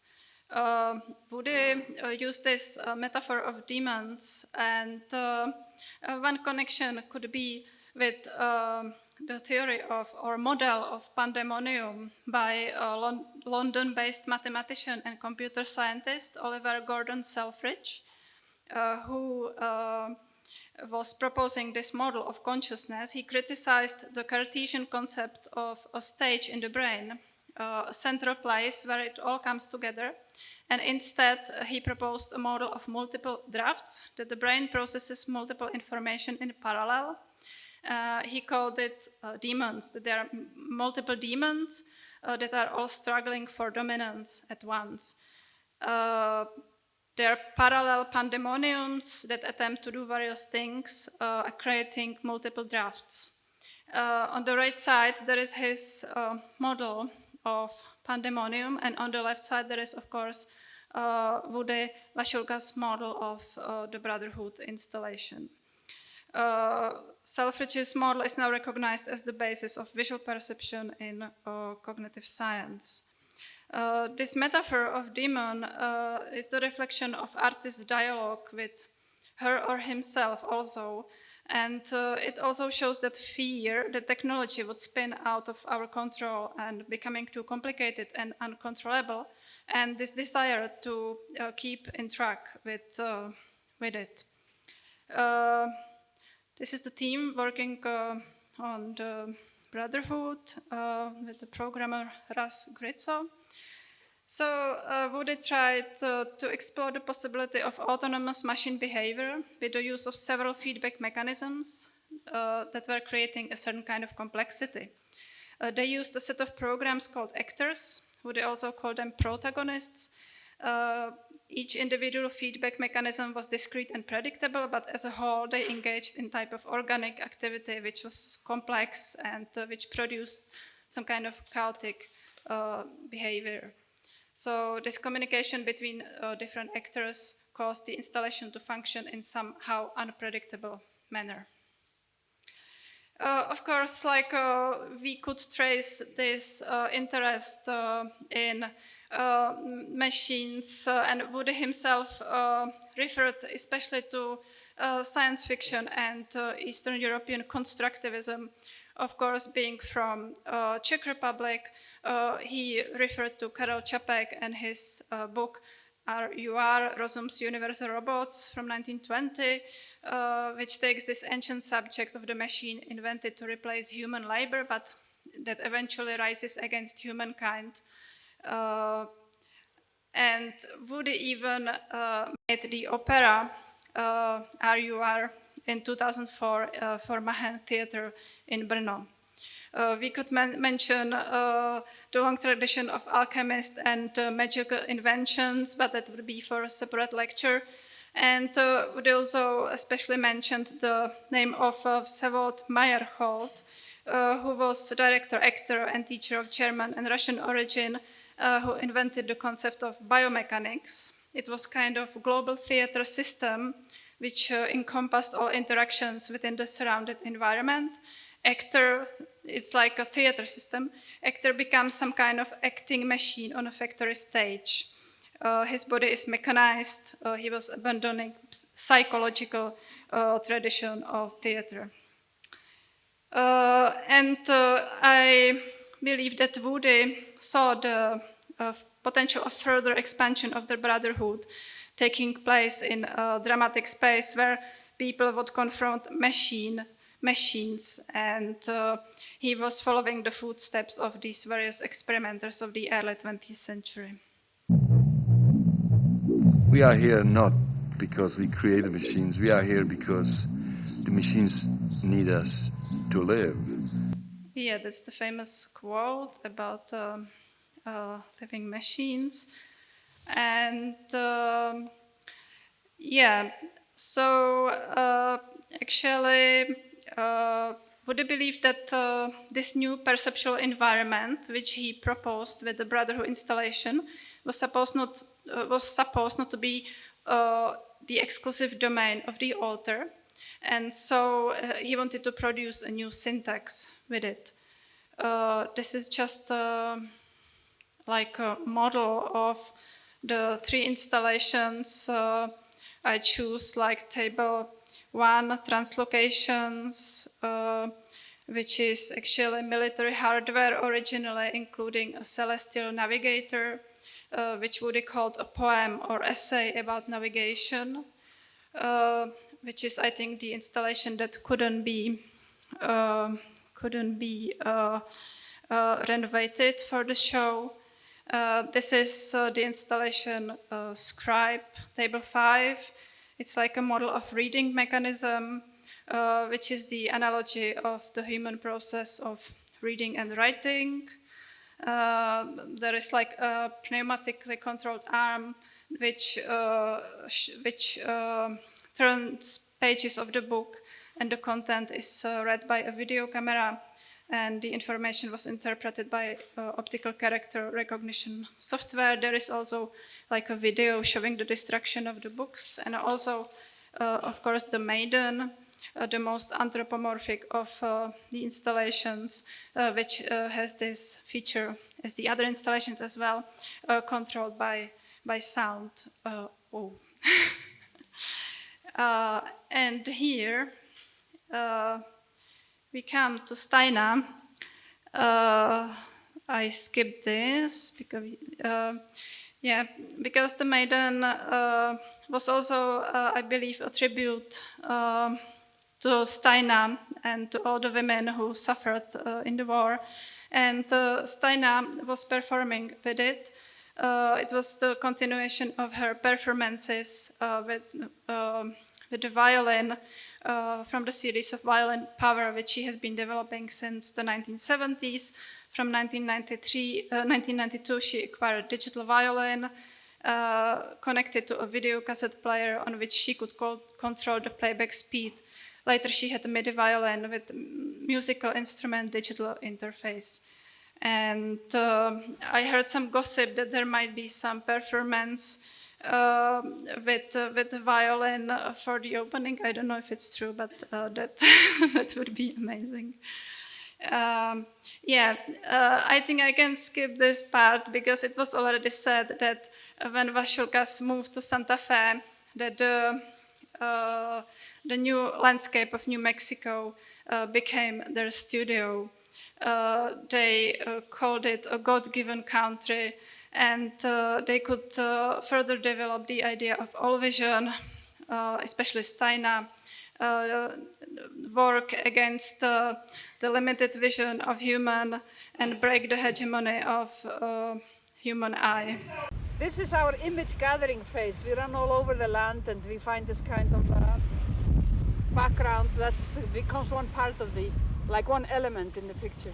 This is my studio. It's big, wide, high ceiling. And after a while, you become connoisseur of the color. You become completely taken and say, wow, of course you have seen it before, but you could never absorb it. They would never mind. Yeah.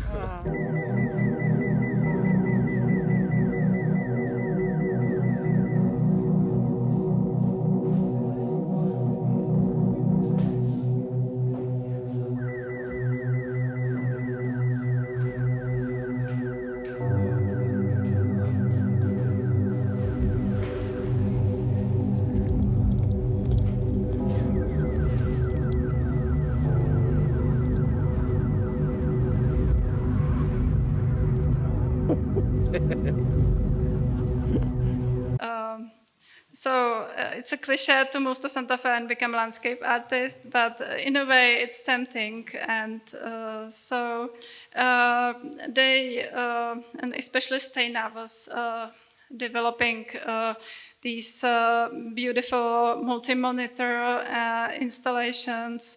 I choose the same installations, which is interesting because it's like something that resonates probably. So it's the West, but also Woody was using New Mexico as a canvas for art of memory, where he contrasts the long time of geology with human time and uses these archive war shootings. the Ptolemy installation, Borealis, that I just want to mention. It was also exhibited in Brno in 1996, curated by Jennifer de Felice and Tomáš Ruler, my colleagues from Vasulka Kitchen Brno. And it was there again a few years ago with the exhibition Sums and Differences, which showed works by Steina Woody and Gary Hill. Lava and Moss, also my favorite, and of the North. And I would like to close my lecture with mentioning personality of Florentina Vasulková, born Shemorová, who was mother of Woody. And she wrote this family chronicle in 2000. I think she was finishing it when she was 92 years old. And it's written in Czech. It's handwritten and richly illustrated. They are actually photographs which she illuminates. And as she says, it describes events from the time of the tertiary period known as the Diluvian to the year of 2000. So it describes prehistoric times, but then it comes to the history of Vasulka family. So, of course, on the picture on the right, you can see Woody Vasulka with a giraffe, and below are his parents, Florentina and Petr. And we are going to publish it in The Reader, which will also collect articles by some of the people who were presenting before me.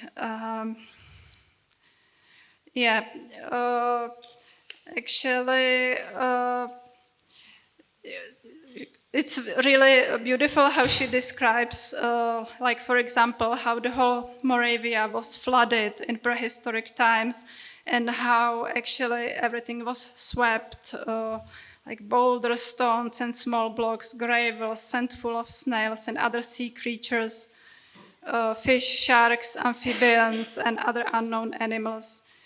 And it's also beautiful that she also mentions in her family chronicle, like how Woody met Steina, and I can quote, while studying at FAMO in Prague, Bohuslav met an Icelandic girl from Reykjavík called Steinun Bjarnadóttir. He took her as his wife. She was born on 30 January 1940 and was studying the violin in Prague on a scholarship. She became an artist, and after some time they traveled to Iceland on their honeymoon, where Steina's family and a feast awaited them. They called him Timotheus instead of Bohuslav, plus his father's name. In Iceland it was Timotheus Pettersson, plus Woody. Yeah, we already heard this story. Woody acquired Icelandic citizenship when his Czechoslovak passport expired shortly after the Soviet invasion of Czechoslovakia in August 1968, and Steina's mother registered the couple as residents in Reykjavík, and Woody acquired the citizenship, but he had to take Icelandic name. As it was already said here, it was Pettersson because his father's name was Petr, and Timotheus, it's something like God's glory. And I'm really finishing, and with the last quote, because like Florentina Vasulková had this kind of vision when she visited church, and I quote from her chronicle. After arriving home from church for 24 hours while reflecting on my entire family and relatives, I was gripped by an indescribable feeling of God, the Father, the Son, and the Holy Ghost, and also for the Virgin Mary and all the saints of God, and ultimately for all of heaven. All was clear to me in such a powerful way that I shall not forget it until my death. My life was transformed, especially my love for God, for my confessor, and ultimately for the entire world, for the cosmos, and for all unknown planets, the universe. For all of creation, for fauna and flora, I mainly feel great admiration. I feel that it was all created not merely by chance. So with Florentina's amazement at the vitality of the earth and the whole universe, I stop my lecture. I also want to say that Vasulka Woody Vasulka was saying that his mother was inspiration for his archival activities because she was the collector of the history of the family. This is just some layout of the reader in which this and also like other articles will be published. And yeah, again, the land of Timotheus with Woody sitting on the rock.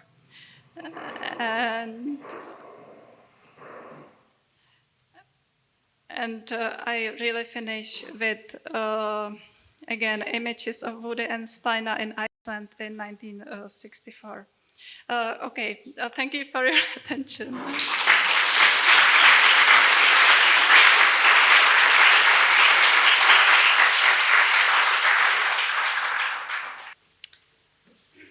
Good afternoon.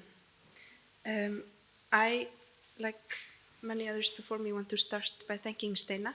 Takk, Steina, for your important contribution to the development of video art and for giving us works that merge technology and creation to make new worlds and expand reality. I also want to thank the organizers of this symposium and the other speakers. It is an honor to be part of this discussion. I want to say congratulations on this momentous exhibition to the Reykjavík Art Museum and the National Gallery, and to everyone.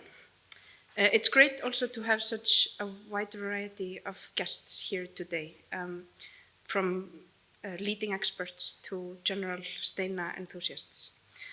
I'm going to talk about my PhD research, which I'm currently working on in the Vasulka Chamber archives at the National Gallery. And I also want to thank Isa Sigurjónsdóttir, who's here, who's my advisor, as well as Larisa for being on my committee. So I started my PhD last year, and I'm in a position created in collaboration between the University of Iceland, the National Gallery, and the Iceland University of the Arts, with the support of the Ministry of Higher Education. My background is originally in filmmaking and film theory, then transitioning into moving image archiving and preservation for my second master's at NYU. During my studies, I focused on time-based media art in projects and independent studies. And after graduating, I served as collections manager for the Living Art Museum here in Reykjavík for a couple of years. So that's where I come from into this. My general research area is centered around the preservation, conservation, and exhibition of time-based media art. And just in case anyone here is unfamiliar with the term, this refers to artwork that has time as a duration, time or duration as a factor, in the same way that color and shape are to painting and sculpture. So, video art, sound, computer-based artworks, most works you plug into electricity, performance as well. More specifically, the focus of my project is the iterations, iterability, and variability of these artworks, and the numerous factors that have a deciding influence on these iterations. And by iteration, I'm referring to the varied ways an individual artwork will manifest when exhibited. In Icelandic, each iteration will be a new uppsetning. The factors I'm looking at more closely are artist interviews and artist archives as grounds for the interpretation of artist intent and the influence this interpretation has when it comes to institutional decision-making about artworks, preservation, conservation, and exhibition. The National Gallery's collection is my basis for this research, which brought me to Steina and the Vasulka archive within the Vasulka Chamber Center for New Media. And this is obviously an incredible resource to work with. And Steina became the focus of my examination of the role of the Artist Archive as a resource for researchers, curators, conservators, and anyone involved with her work. I have my desk in the museum's offices, in the library and archive, so I am surrounded by the Vasulka materials every day. For context, the Vasulkas donated this personal archive to the museum in 2014, as Ingibjörg mentioned earlier. as part of initiating the Vasulka Chamber Center for New Media, spearheaded by Kristín Skeving and Halldór Björn Runolfsson, then director of the museum. The Vasulka archive contains various documents, photographic material, video material, printed material, portfolios, publications, objects, artwork, and digital material. This includes digital preservation copies of artworks, but the museum collection itself contains 6 works by Woody Vasulka, 7 works by Steina, and 1 by them together. A lot of the digitized versions of items in the archive are available on their website, the website of the Vasulka Foundation, vasulka.org. But the museum has additionally been digitizing material, and this is available in situ. The original organization has been preserved in the archive for the most part, and preservation action has been taken as part of a recent organization project where boxes and folders were exchanged for acid-free ones. The museum archive will have some materials, like Ingibjörg mentioned. I want to reiterate it, that the museum archive will have some materials on display in relation to the exhibition, and I highly encourage everyone to check that out. It's in a separate office building behind the museum. There is an incredible wealth of information contained in the archive, and one of the things that is remarkable is that Steina and Woody started collecting early on and immediately recognized the value in keeping material not only relating to their work, but also to their context and materials relating to works by other artists in the field. They have situated themselves and framed themselves within art history through their own archival efforts. Lenka Dolanova talked about this earlier, and well, she talked about it in her book and mentioned this earlier, and related she noted the explanations for their archival obsessions in her book, and related Woody's to his mother earlier, and Steina's to Icelandic society more widely. This tendency to personally collect and preserve history being a cultural phenomenon here. The archive reflects another angle on what has been called the Vasulka's systematic and rigorously formal approach by Chris May Andrews. The process of exploration, which they have termed dialogues with tools, also mentioned earlier here. It was an interactive communion between artists and electronic imaging technology, thoroughly regimented while also playful. The archival tendency reveals the same methodology, the Vasulka's organized yet playful process. The curation of the archive, the selection and the prioritization as performed by Steina and Woody Vasulka through their efforts and their diligence maintaining all of these records and materials provides a view into their thoughts and processes in itself. The archive offers context, framing, a narrative, and constitutes a sort of self-portrait of the artists. The portrait encapsulates their thoughts on their work, other artists, and their art historical context. They are looking inward and reflecting their immediate surroundings as well. So, as a whole, the archive becomes a sort of mirror ball in itself, allowing us to study these incredible artists as they reflect themselves and the world around them. But speaking of mirror balls and iterations, here on the slide we have images of All Vision from 1976, which has been talked about earlier today. It is in the Reykjavík Art Museum's collection and will be shown in the National Gallery in this exhibition.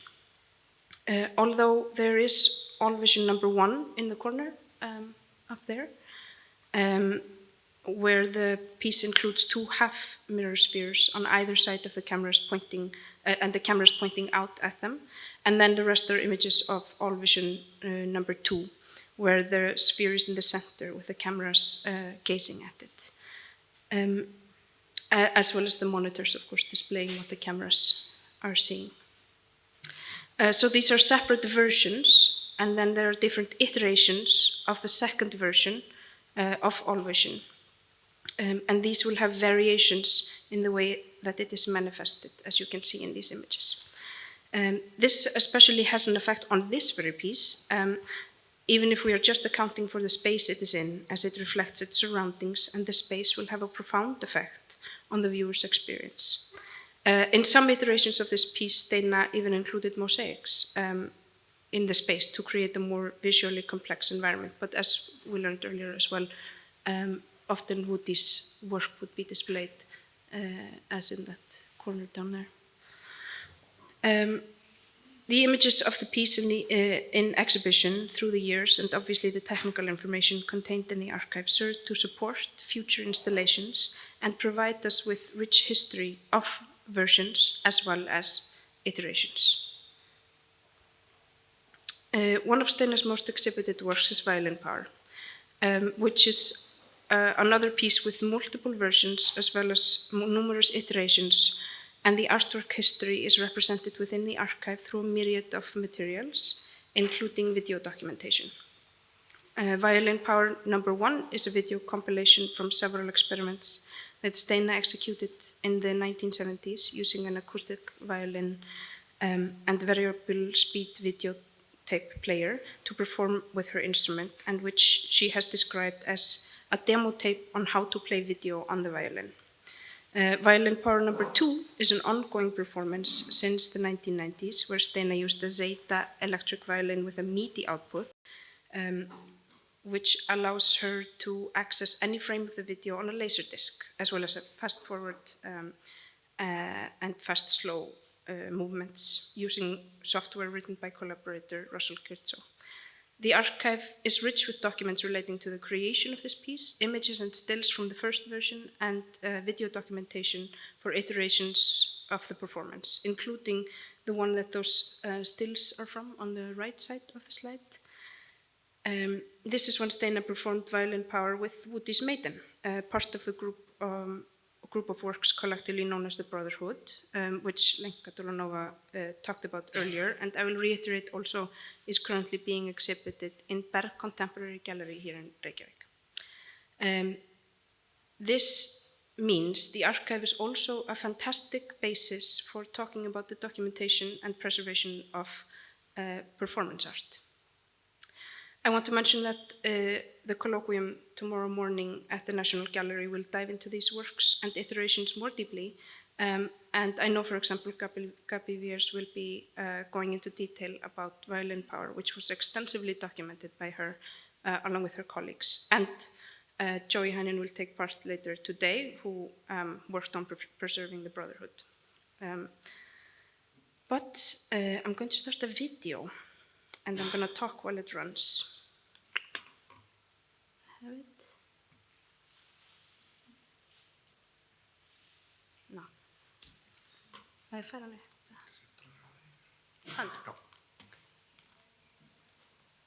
Okay. Just look with me. Nej.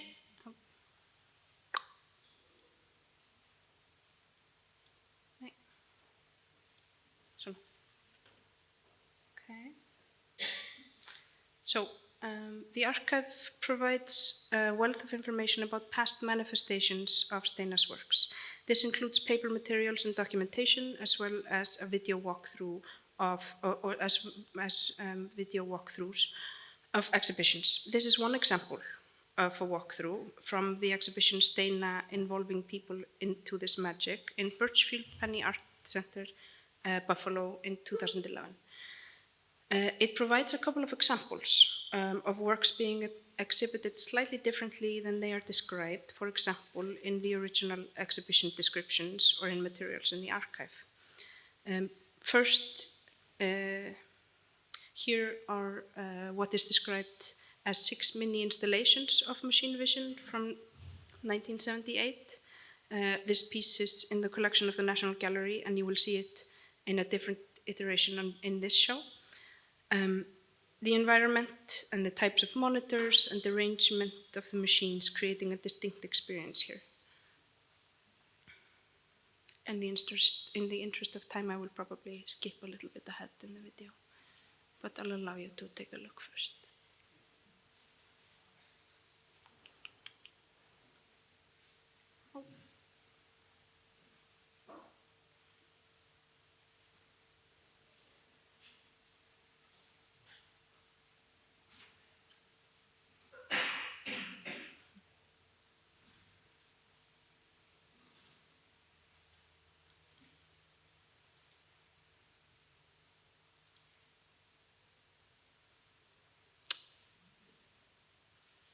it is loading.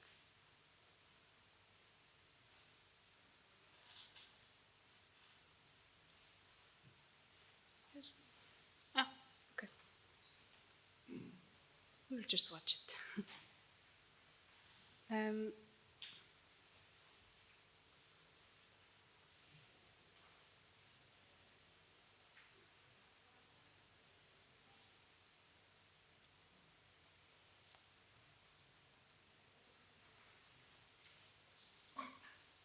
Sorry for the technical issues.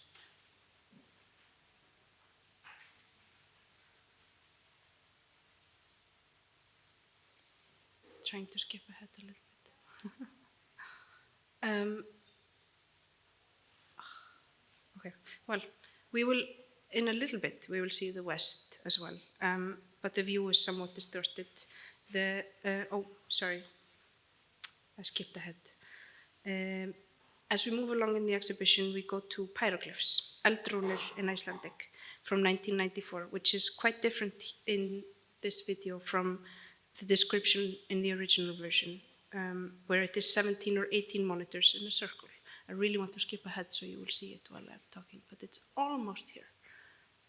Yeah, we are still looking at machine vision. It's nice to get this close-up of it. Ah, here we are.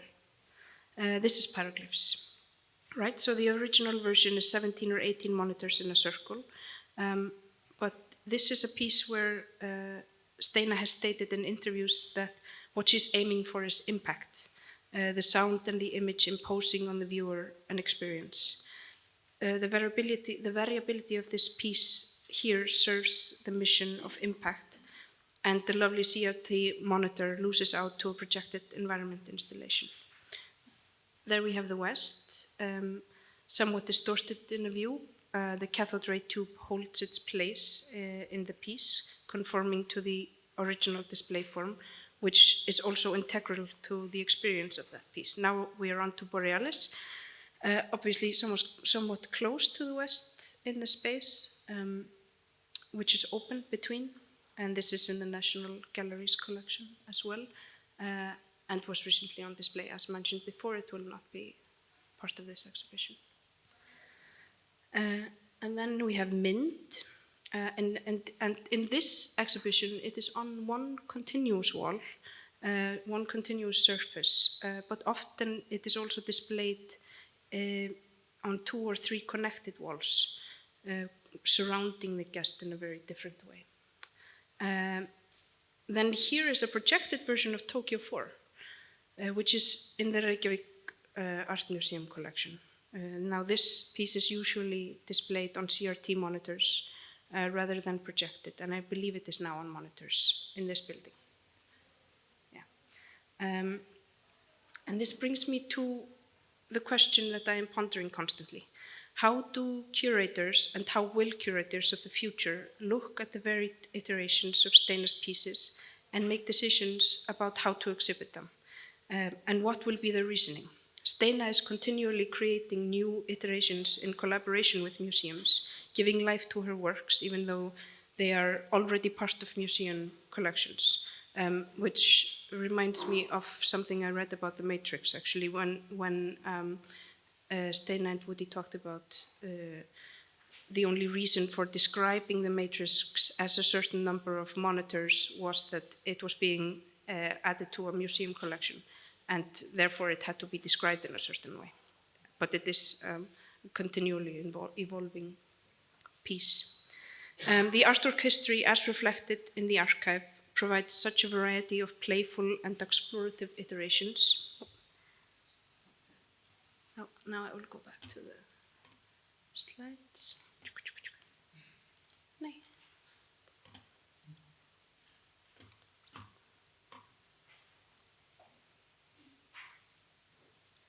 Nej, couldn't get it. Sorry. Ja, tack. Yeah. The artwork history, as reflected in the archive, provides such a variety of playful and explorative iterations. The technology is the focal point of the works, the discoveries and the examination and the experimentation, bringing out distinct functions, and potentials of specific machines, the specific machines being used to create and display, or machines being collaborated with, as Steina has described it. And yet, the technology is not holy. This exhibition from 2011 we just looked at is just many of where the works are exhibited drastically differently from their original iteration in a technological sense. I am currently working to compile a large set of data contextualizing Steina's artwork and the archive. I'm creating a big spreadsheet. is how I like to form things in my mind. It's a big sheet about Steina with contextual notes about each work individually based on a variety of resources, including interviews with Steina and archival material. It also has separate tabs about technical details and past exhibitions. In my research, I'm also hunting for inconsistencies and large differences in the way artworks are exhibited, as well as Steina's thoughts on these. I aim to document artwork history in order to attend to this question of decision-making and how to make sense of what the decisions mean in terms of the experience of Steina's work. Now, as a final thought, I want to address artists in the audience. Please take note of this archival obsession.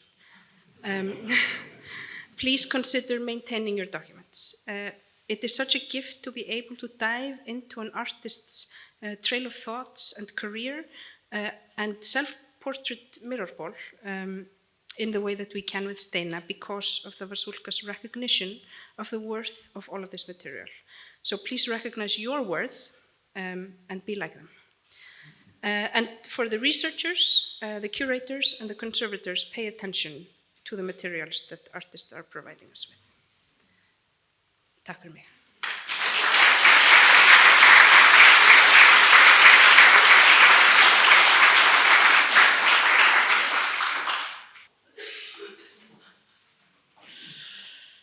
Okay, thank you all for having me here, inviting me, and thank you also for your talks, those of you who have spoken before me.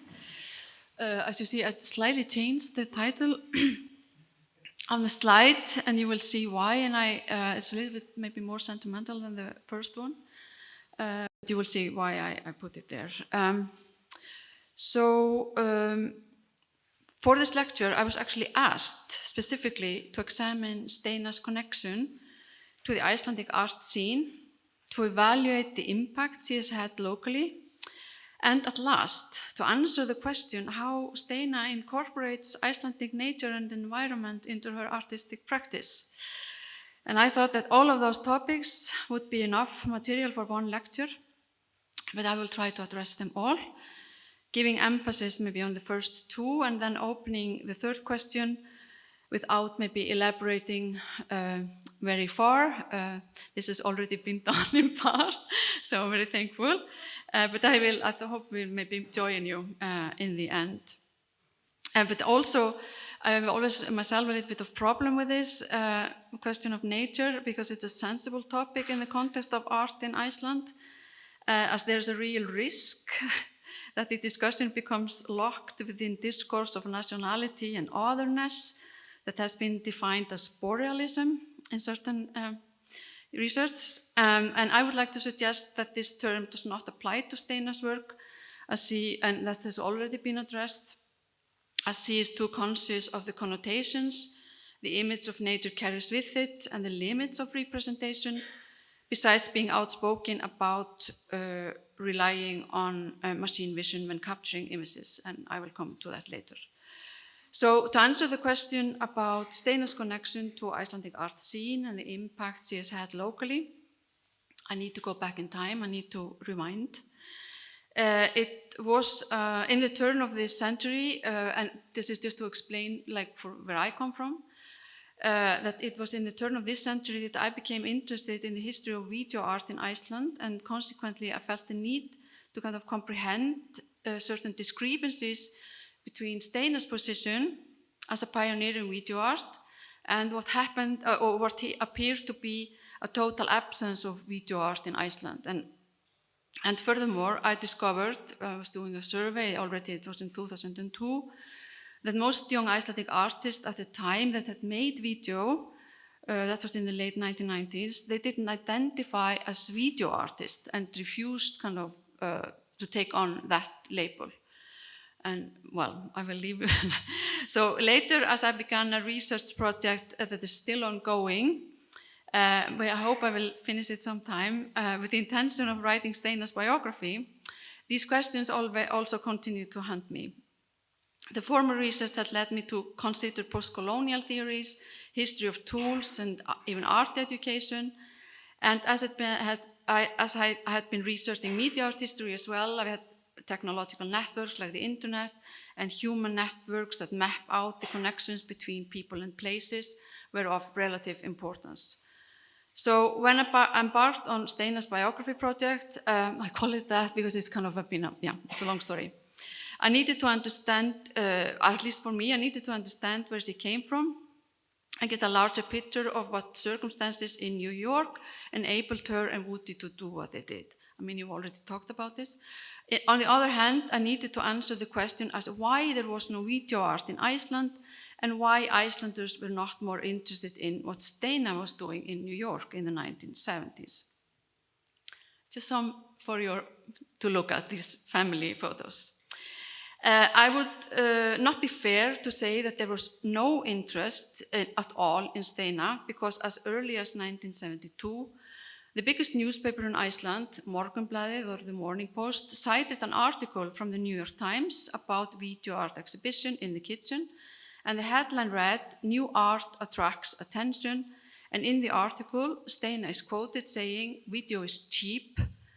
Almost everybody should be doing it." It's a little bit like, maybe not completely that, but that is what she is alluding at.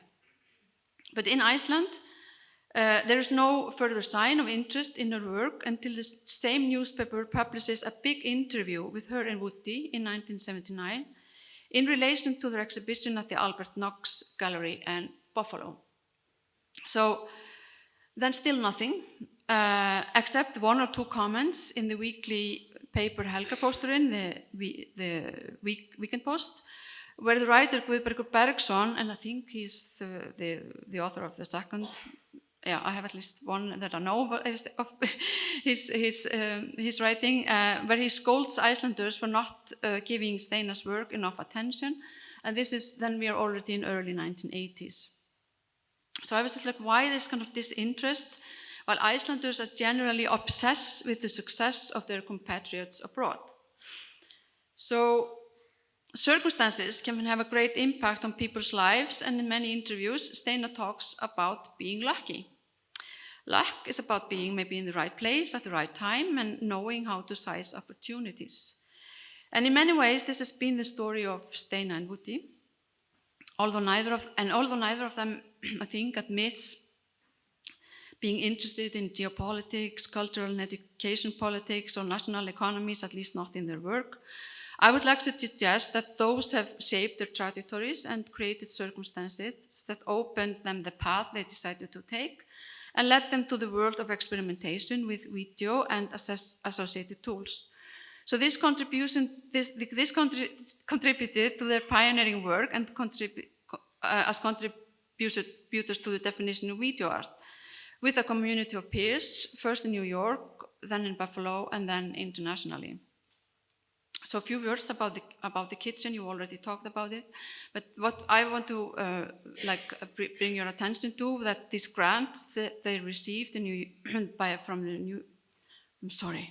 New York State Art Council and the National Endowments for the Arts, they were funding bodies that were established in the 1960s, around the time Steina and Woody came to New York.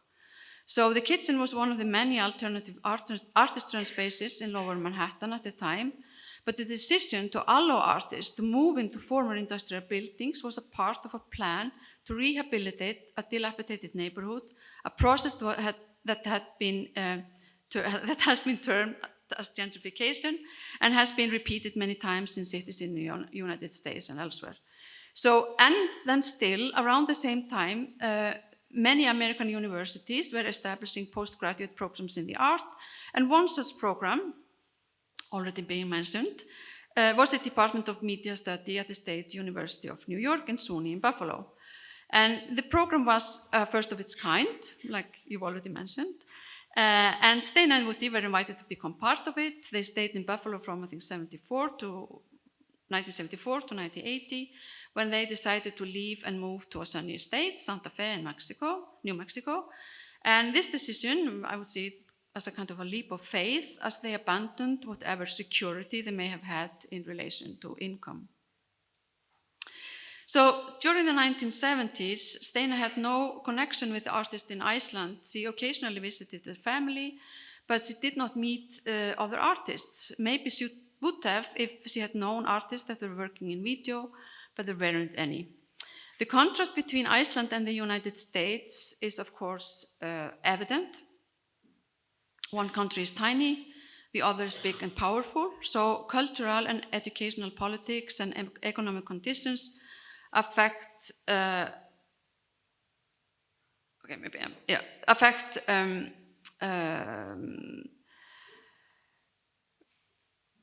affect the Icelandic situation very differently than in the States, although knowing these facts does not maybe tell us why there was no video art scene in Iceland.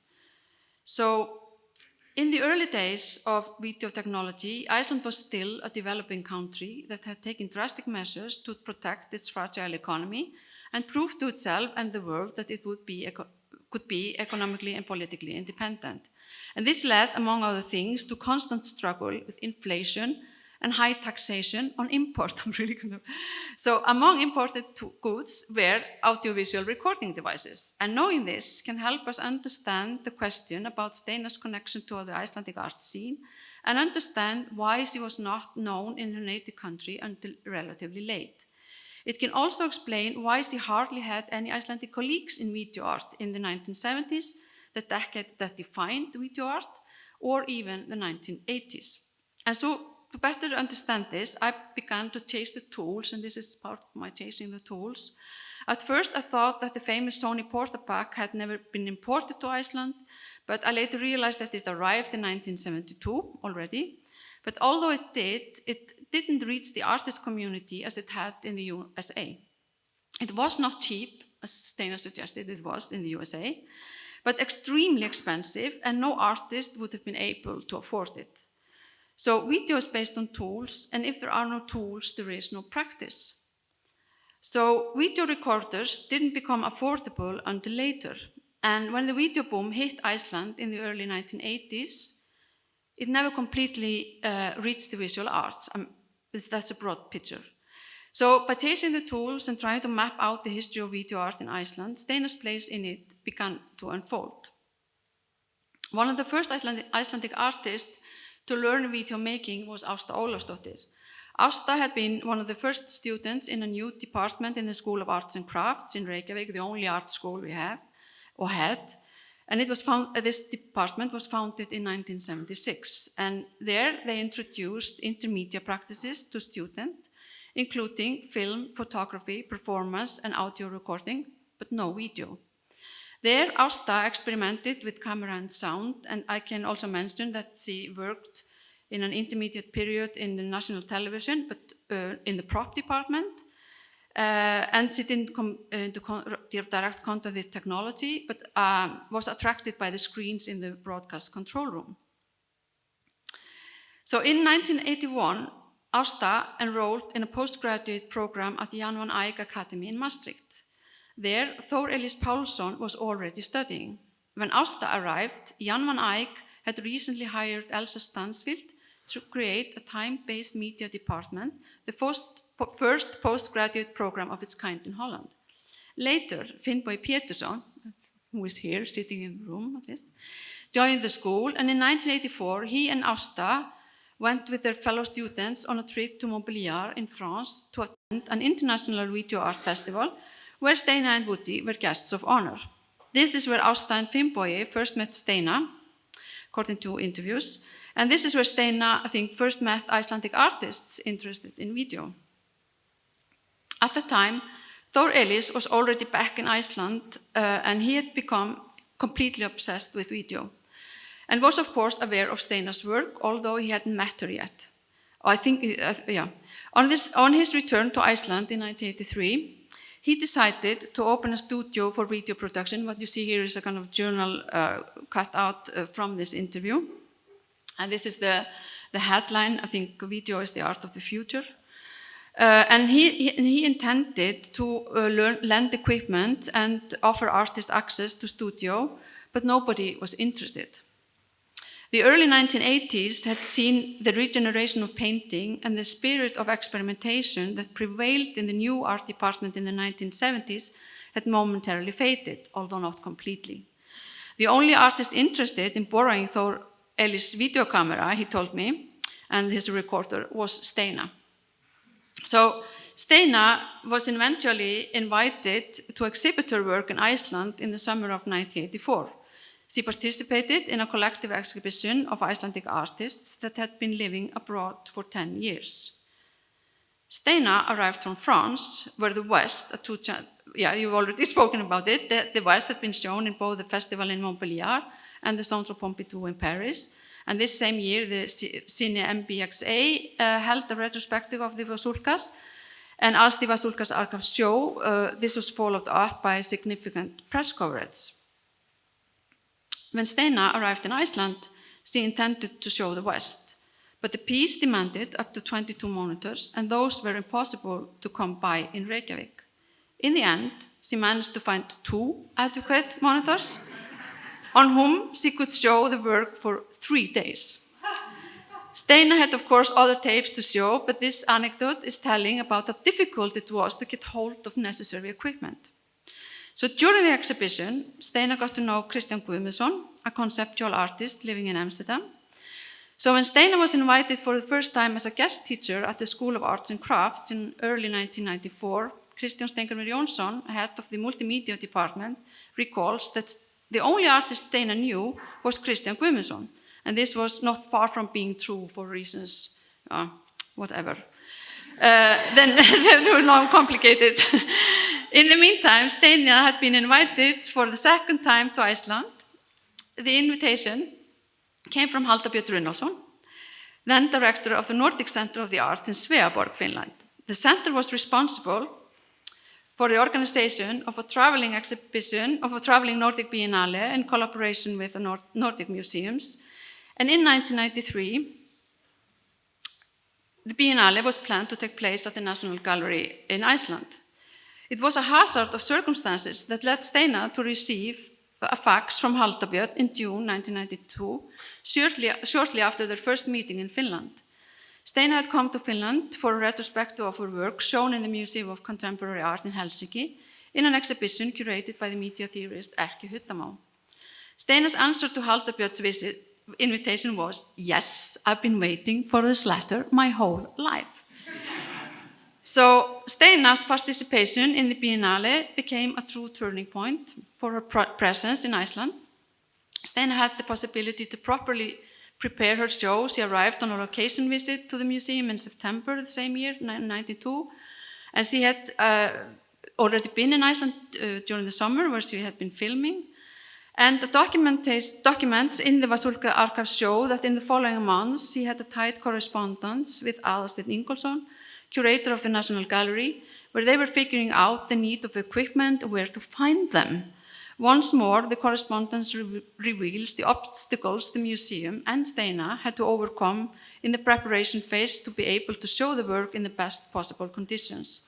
And in the end, Steina's installation was shown as initially planned without major surprises or compromises.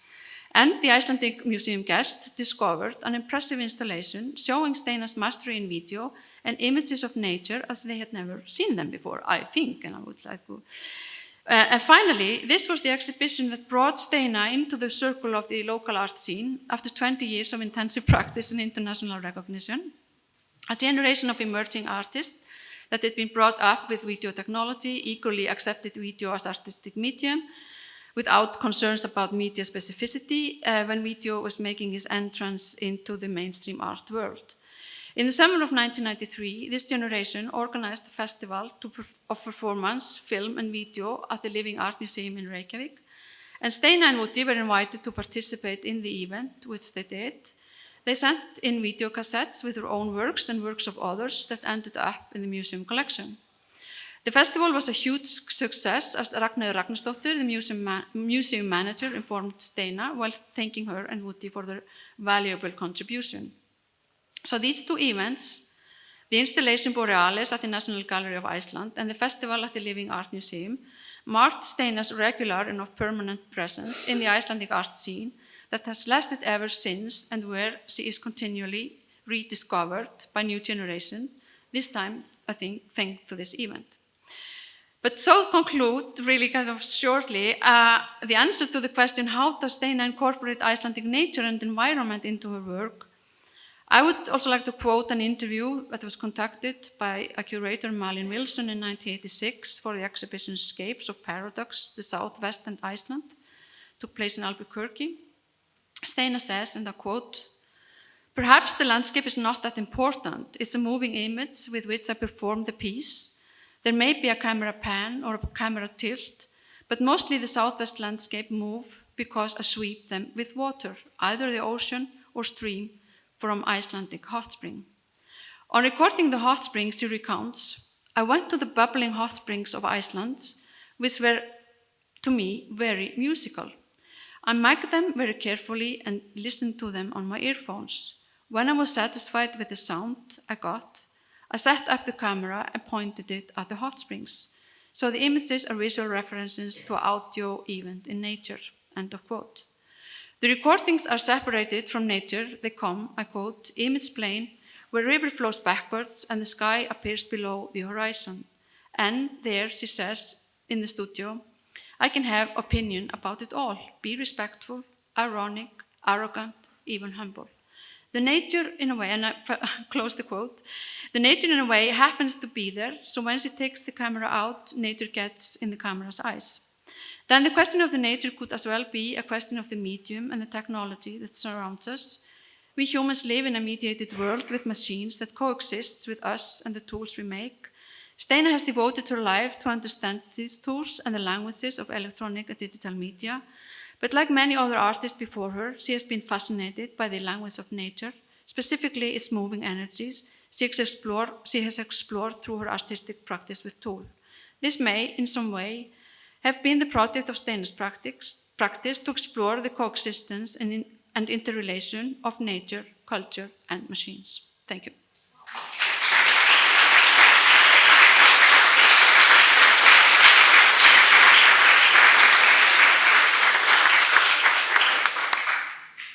Wow, it's been a great day, but we all deserve a break. So 10 to 15 minutes, stand up, get some coffee, and I'll bang the glass when we're supposed to come back for the panel. Thank you. Hello, everybody. So we will start our panel discussion, and I will introduce myself, and I will then ask the panel members to introduce themselves also. So my name is Æsa Sigurjónsdóttir, and I am a professor of art history and art theory here at the University of Iceland. So I'm very happy to meet you, and thank you for inviting me. So please introduce yourself. Well, we have already met Chris, but... Yeah, Chris Hill. Hi, so I'm Jennifer Helia de Feliz. Take this one. I'm Sirra Sigrún Sigurðardóttir. I'm associate professor at the Icelandic Art University. And I'm Joey Heinen from Los Angeles County Museum of Art.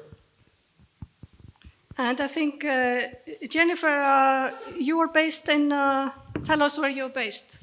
Yeah, so I'm based in Brno in the Czech Republic. Okay. And I'm here on behalf of Vasulka Kitchen Brno, which is a legacy project based on the life and work of Woody and Steina Vasulka.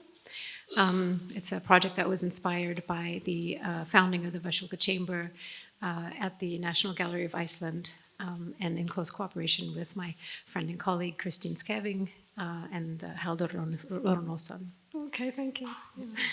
So, I mean, these have been extremely rich talks that we have had today, and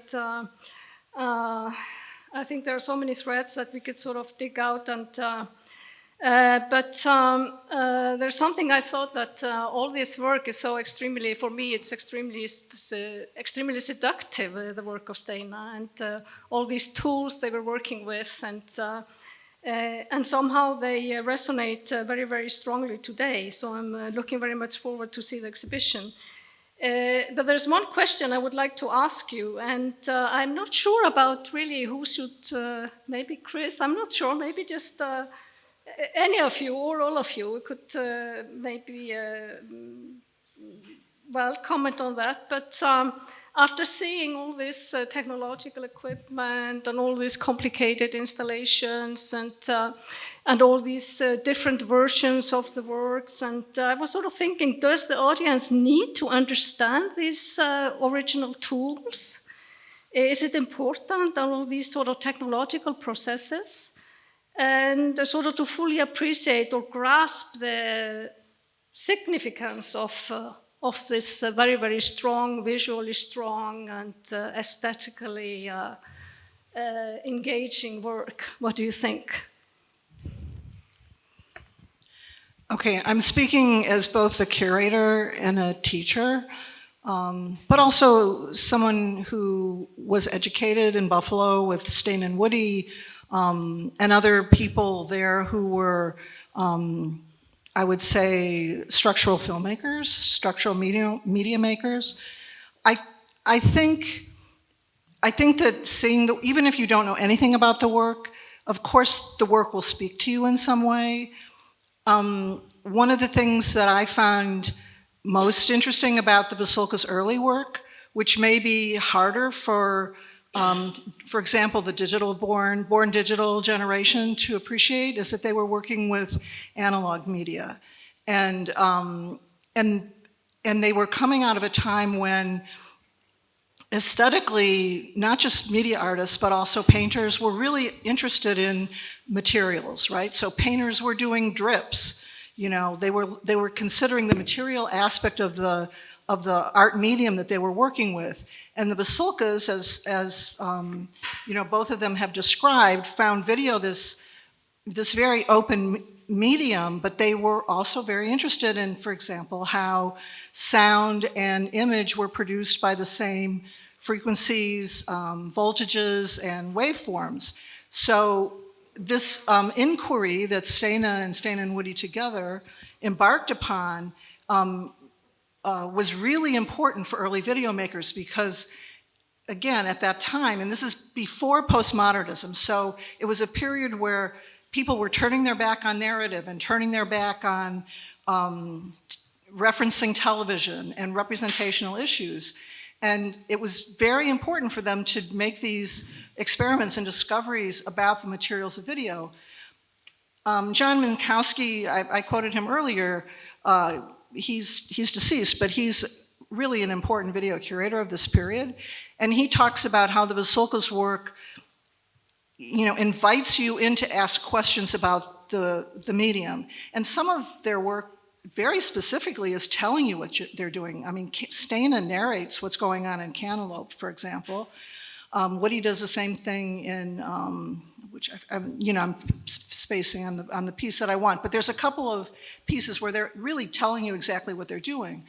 But the other thing that Minkowski says is that the work is also very beautiful and allows you to sort of be transported, let's say.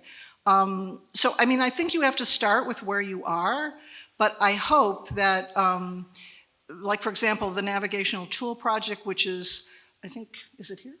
It's in the National Gallery. It's in the National Gallery.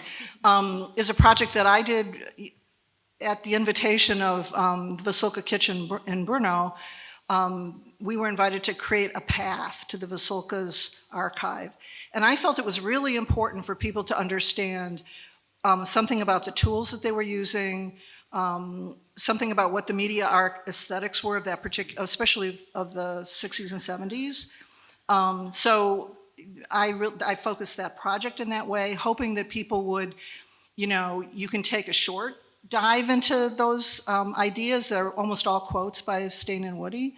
Or you can take a deeper dive if you want. But I personally feel that to really understand the absolutely brilliant contributions that they made to media art, you do have to learn a little bit about analog aesthetics.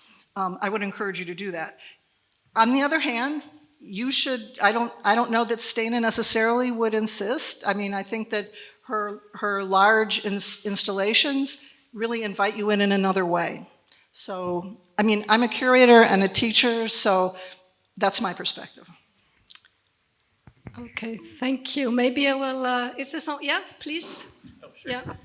Yeah, I was just gonna add that I feel like there's so much about the tools that were about a process of discovery and about sort of exploring these potentials that they saw in the architecture of signals and energy and the things that surround us.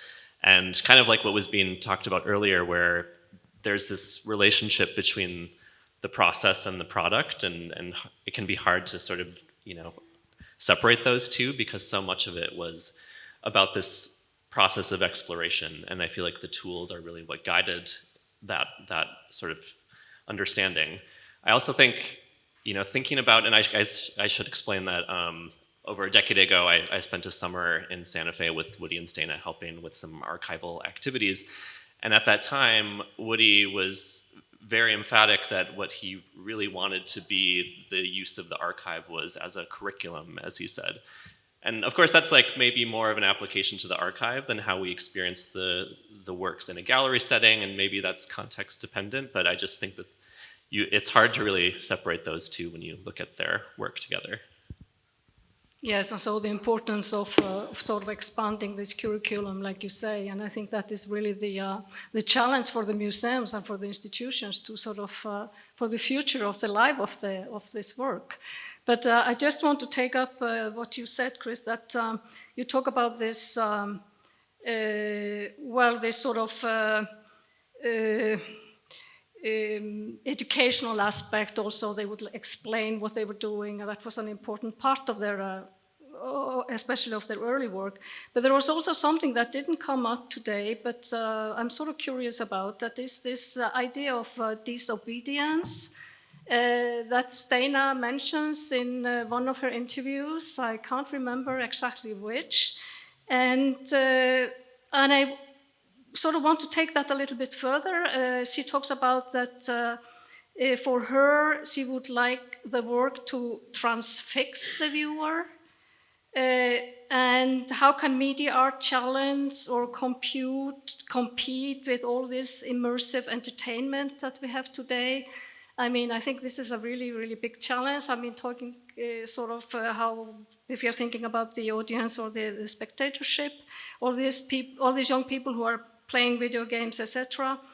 And some of, Jennifer, would you like to say something about that? Yeah, sure. I think it's interesting for me to sit here as someone who's part of a kind of intergenerational dialogue, because my first meeting with the Vasulka's work was through a series of presentations and lectures that I had attended at the Faculty of Fine Arts in Brno by Chris when she was visiting and showing work from the surveying the first decade of video art in the United States. And of course, that was extremely important in terms of understanding how the work was made, and this idea of something being didactic, in terms of an artwork being didactic, and also this concept of real time or something working in real time. One thing that came up as well, because this was also a focus in the work that Chris was showing, was the idea of media being like a tactical tool as well, and also access to equipment. And we did hear some mention of, how were people accessing tools, what was available, how did they share tools. And I think that the public access television movement in the United States was a very important access point, not only for people who wanted to make their own content, but also in terms of exploring art. So like Gary Hill, for example, one of his first ways of accessing working with these tools was in Woodstock, New York, where he spent time as a kind of resident artist at the public access television station in New York.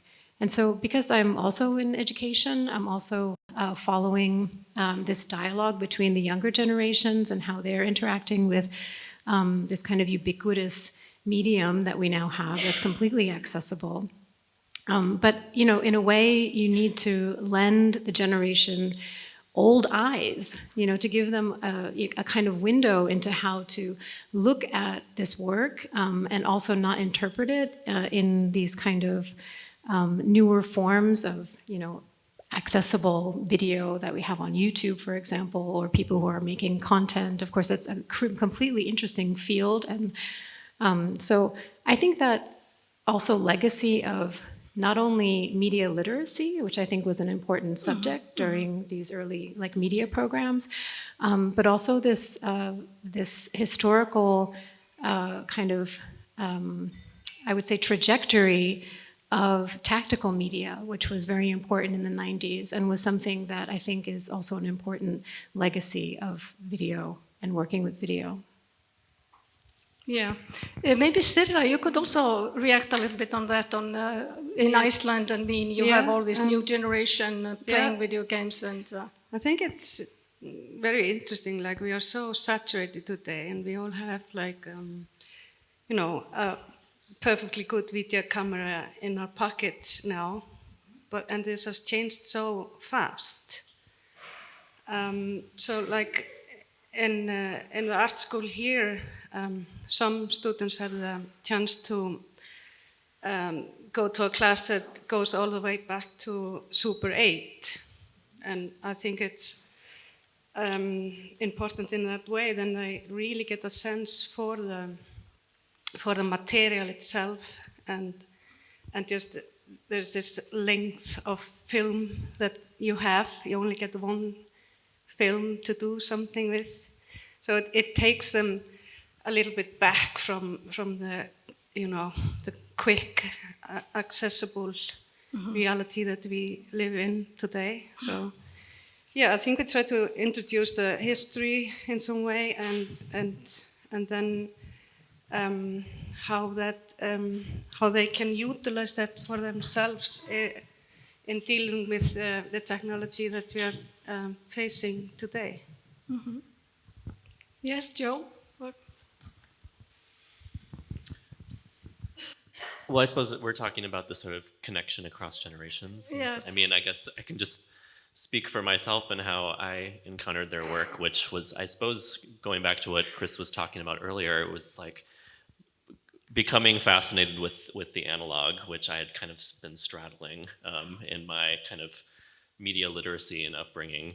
And it's interesting to also hear other comparisons to sort of contemporary practice. Like I've heard comparisons to, the ways in which Steina's performance practice in the 90s, you can see a lot in sort of contemporary noise music spaces, these other precedents that, can connect in ways that I can't really pinpoint what the connection is, but you see these sort of touchstones come through, I feel. But yeah, I mean, it's interesting how the sort of ways in which people experience and create through media has really kind of fractalized, and it's created new potentials in terms of how the works can be re-experienced and reinterpreted. I think the Berg Contemporary installation is a really great example of that, a work that, to be honest, I didn't think would be possible to reinstall. And I think we'll probably get into that a little more tomorrow in terms of this sort of media archaeology that can be associated with their work. But yeah, it's to also say there's potential in the future in terms of how we can look back, but there's also ways in which it's kind of changing our idea of how we relate to media at the same time. Okay, yep. There's also, I think I mean, there are these communities of artists who are working with the same tools, and I think it's really important to, and I think Steina and Woody celebrated this community that inspired them so much and that they inspired when they curated the program at Arts Electronica in 1992, I think it is, Eigenwelt der Apparatwelt. And it's about this generation that we're so interested in these tools. There is a group in the United States now that it's called, well, okay, there's two people, the Bernagozis, right? That's right. And they formed a place called Signal Culture. And it was in New York State, then it was in Colorado, and now it's going to be back in New York State. And artists who want to work with these tools, I think some of them are analog tools, and I think some of them are digital tools that have been designed to do what analog tools did. So for example, the Rudetra, which we haven't talked about today, but that was something that was so important in Woody's work, has been recreated as a digital tool.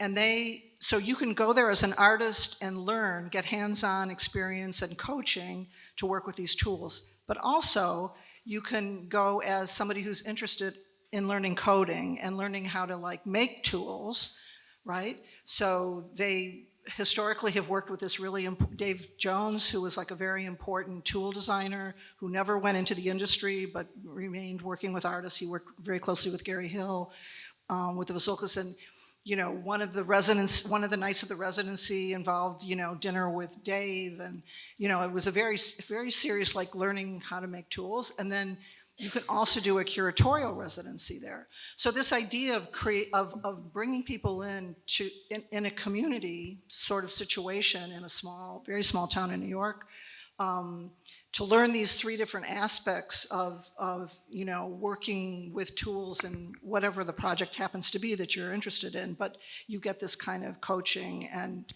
tutoring around that. So I think that it's interesting that this place has sort of continued this idea of teaching and learning.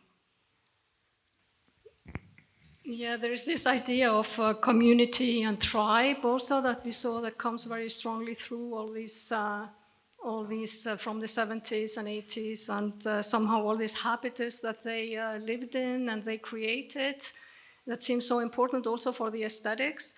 And I was also thinking about this kind of art production, kind of a counterculture, because that came also very strongly through your presentation. And is there a counterculture now that somehow is interested in this kind of art making, or is it is it more mainstream now? I can maybe take that. Yeah. Okay, I can try. So you know, if I try to answer that question, it's just based on my experience of, you know, having worked at an art school and having been around this kind of field of new media and watching different generations of artists kind of embrace that approach to art making, this kind of audiovisual practice, which has become, you know, an intermedia practice.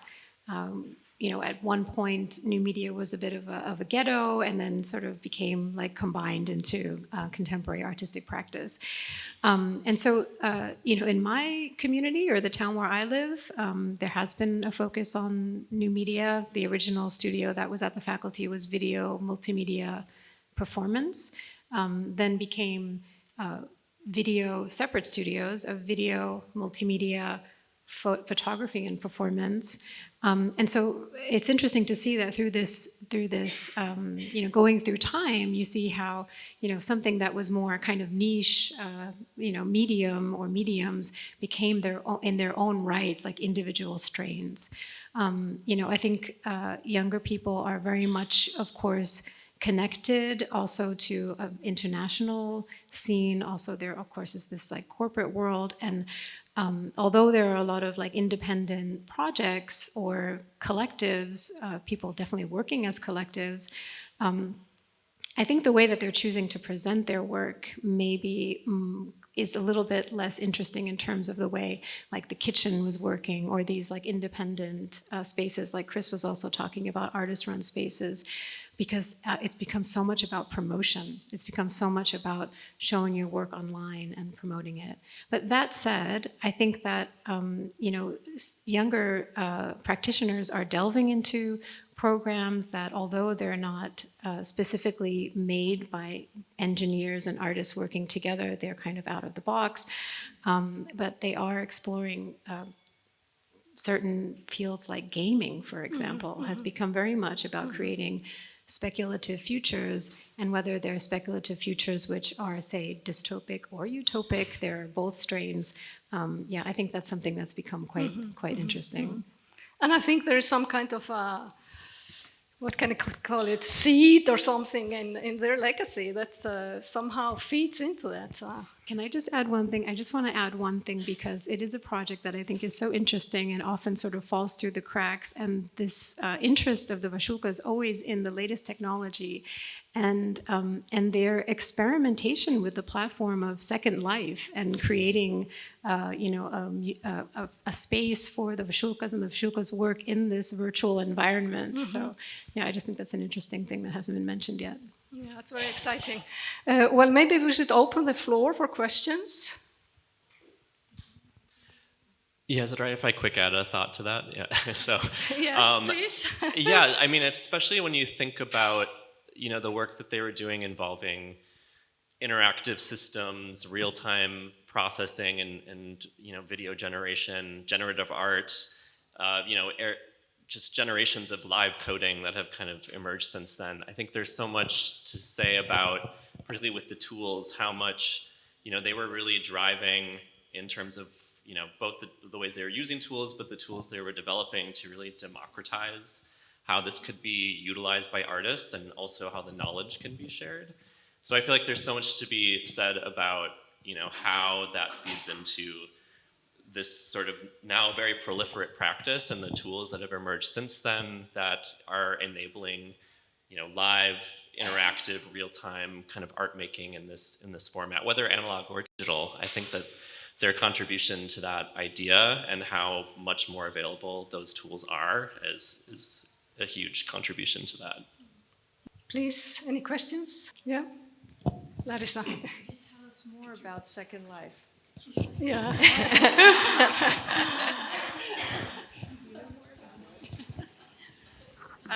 No, just like a funny thing I heard when I was in New York around 2011, I think. And then the Second Life thing had existed for some time. And the talk there at the time was that there were only like curators and art historians and people like that present inside of Second Life at the time, because it was supposed to become something interesting, but then it sort of didn't go anywhere. That's how I remember it. Do you know why it didn't go anywhere longer, or? No, I don't know. No? It was sort of like, I never went in there, but yeah. Yeah, maybe the technology wasn't what we expected, like the first years with the internet, and the internet art was, everybody was doing internet art, and then but the technology was really slow, and the connection wasn't working, but everybody was super excited about it. But when the technology was good enough, then it was kind of over, the interest in making that kind of art. Yeah, I think it was like a labor-intensive process of creating a virtual life, or Right. But No, I meant in relation to the Vasulkas. If you could tell us a bit more, because I know Chris Marker was very much involved with Second Life, but the Vasulkas. As I recall, I think that there was interest almost in kind of exploring the metaverse potential of their artworks and imagining how their work could be experienced in virtual reality as a way of archiving.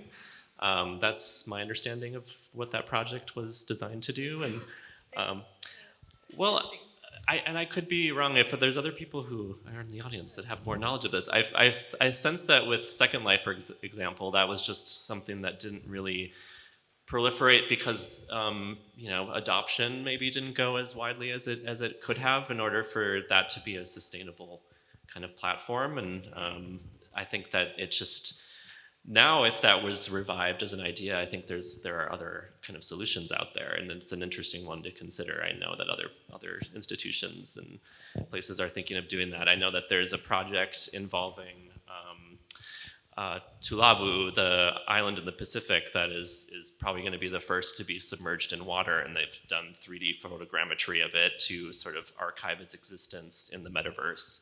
So that kind of reminds me of what the intent of that project was, and I think definitely still has potential.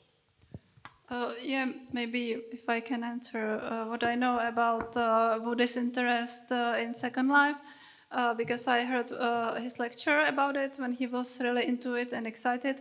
I think he saw it as a place for cooperation because like he was looking, I think his whole life for like new places where people could meet and discuss and cooperate, and like he wanted to have like this idea of archive where people would meet and discuss online, in real time, like about the videos. And I think Second Life was supposed to be like, this place where you have your virtual character and you come there, you meet the artworks in the space, and you can discuss them, you can link them to other sources, you can comment on them. So I think he saw something like this in it, but it never developed in this potential further, I think.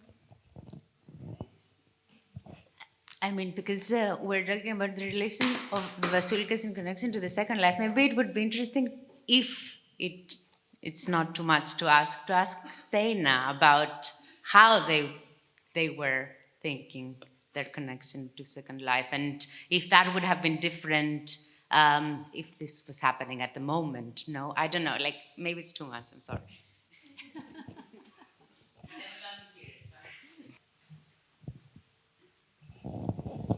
Hi, my name is Barbara.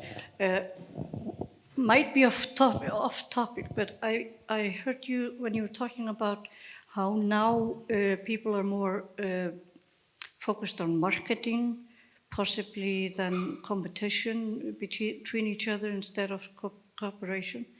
I'm just very interested in, I wanted to know more what you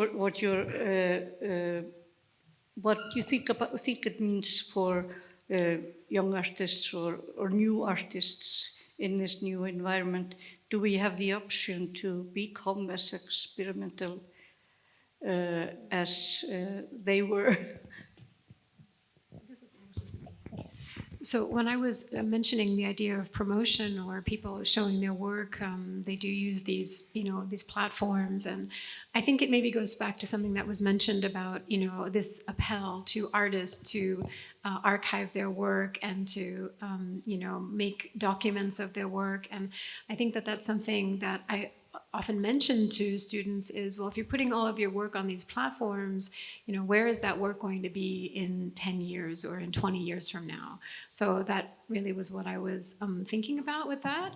That said, I do think that the kind of what I think we later came to call kind of DIY electronic practice, I think is very much alive and well. And I think that although there were institutions that were devoted to that in the 1990s, Stein in Amsterdam, where Steina was artistic director for some time, was a good example of that, when there was some kind of support for that type of work. Chris mentioned signal culture, but there are others that had residency programs and still do, that are interested in providing space for artists to still continue to experiment with electronics. And I think the idea of working with body interaction with performance is something that you can find a lot of interesting practitioners like Suzanne Kite or Maria Ballman, for example, who are still very much working with live interactions and composing interactions. I think there's a slight difference. Nowadays, there are a lot of projects going on, and there's a lot of funding and excitement about new technologies. But there is also not so much freedom to explore them. If you go into all the stuff that's happening at the moment with immersive tech or VR or artificial intelligence and so on, a part of it is about experimenting, but part of it is very much applied. It needs to serve a certain goal. And I have the impression a while ago that was slightly different. It was not so much applied, it was more free. Yeah, I think it was also this idea of the tribe that was so strong, and there was a lot of freedom inside the tribe and the communication between different networks, etc. How are we with time? Still 5 minutes. We haven't really talked about artificial intelligence, and maybe that is a topic that you are going to dig in deeper tomorrow. I don't know. But I hope all of you can come tomorrow also, because I think talking about the archive, digging into the archive, that's really, really fascinating.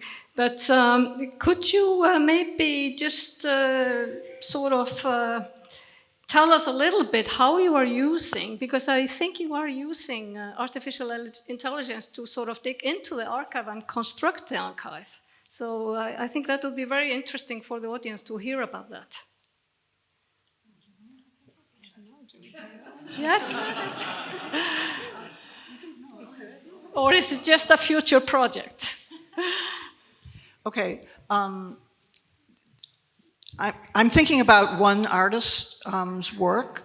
Her name is Barbara Latanzi. She actually went to school in Buffalo, was more involved with Hollis Frampton and with the Vasulkas, but has a very, her sensibility is informed by the same energies and ideas that the Vasulkas were working in. And now she's working with artificial intelligence, but what she is very interested in this statement that Steina made long time ago about how, the way you work with tools is that you go in with an idea, but then the tools actually say, well, maybe that was kind of an interesting idea, but this is much more interesting if you pay attention to this. So she sees artificial intelligence as a way of, she also describes it as like an irritation. Like as her practice as an artist, she's really interested in the conceptual irritations of working with AI. And so for example, she did an animation that was based on Goya's painting El Pelele, which was made in the late 1700s, and it's a group of women, with black dresses on, and they've got like a blanket and they're tossing a puppet. And it's kind of a human puppet, and it's pretty big. It's not like a little puppet. But it's it doesn't have bone structure, and they're tossing this up in the sky from the blanket. And she worked with AI on this and asked it to do different things. It turns out that it could get the women perfectly, it could render the women in a very similar style to what Goya had painted. They could not get the puppet. Like the puppet varies from being this like garish, oversized thing that, looks like Pinocchio, but like a monster Pinocchio, to something that looks like a ghost that's coming down from heaven. I mean, it was very interesting that it just couldn't get this. That the idea of this puppet that was being tossed about was not part of the data that had been fed into these AI generators. So her work is more like, she uses AI to produce these images, much the same as the artist upstairs, Arrow, is working with popular culture and the images that he's taking from popular culture, and then using these images that she helps to create, but also, she sees herself somewhat like a puppet master. So like the images she creates are manipulated, and then she works them into a kind of an animated short media piece. But so I think that AI for her, then there's another part of AI that's very dangerous. And as an American, I think we have to talk about the context of AI and how it's absolutely destroying the fabric of our democracy. So, there's that whole other side to it, and maybe just needs to be mentioned.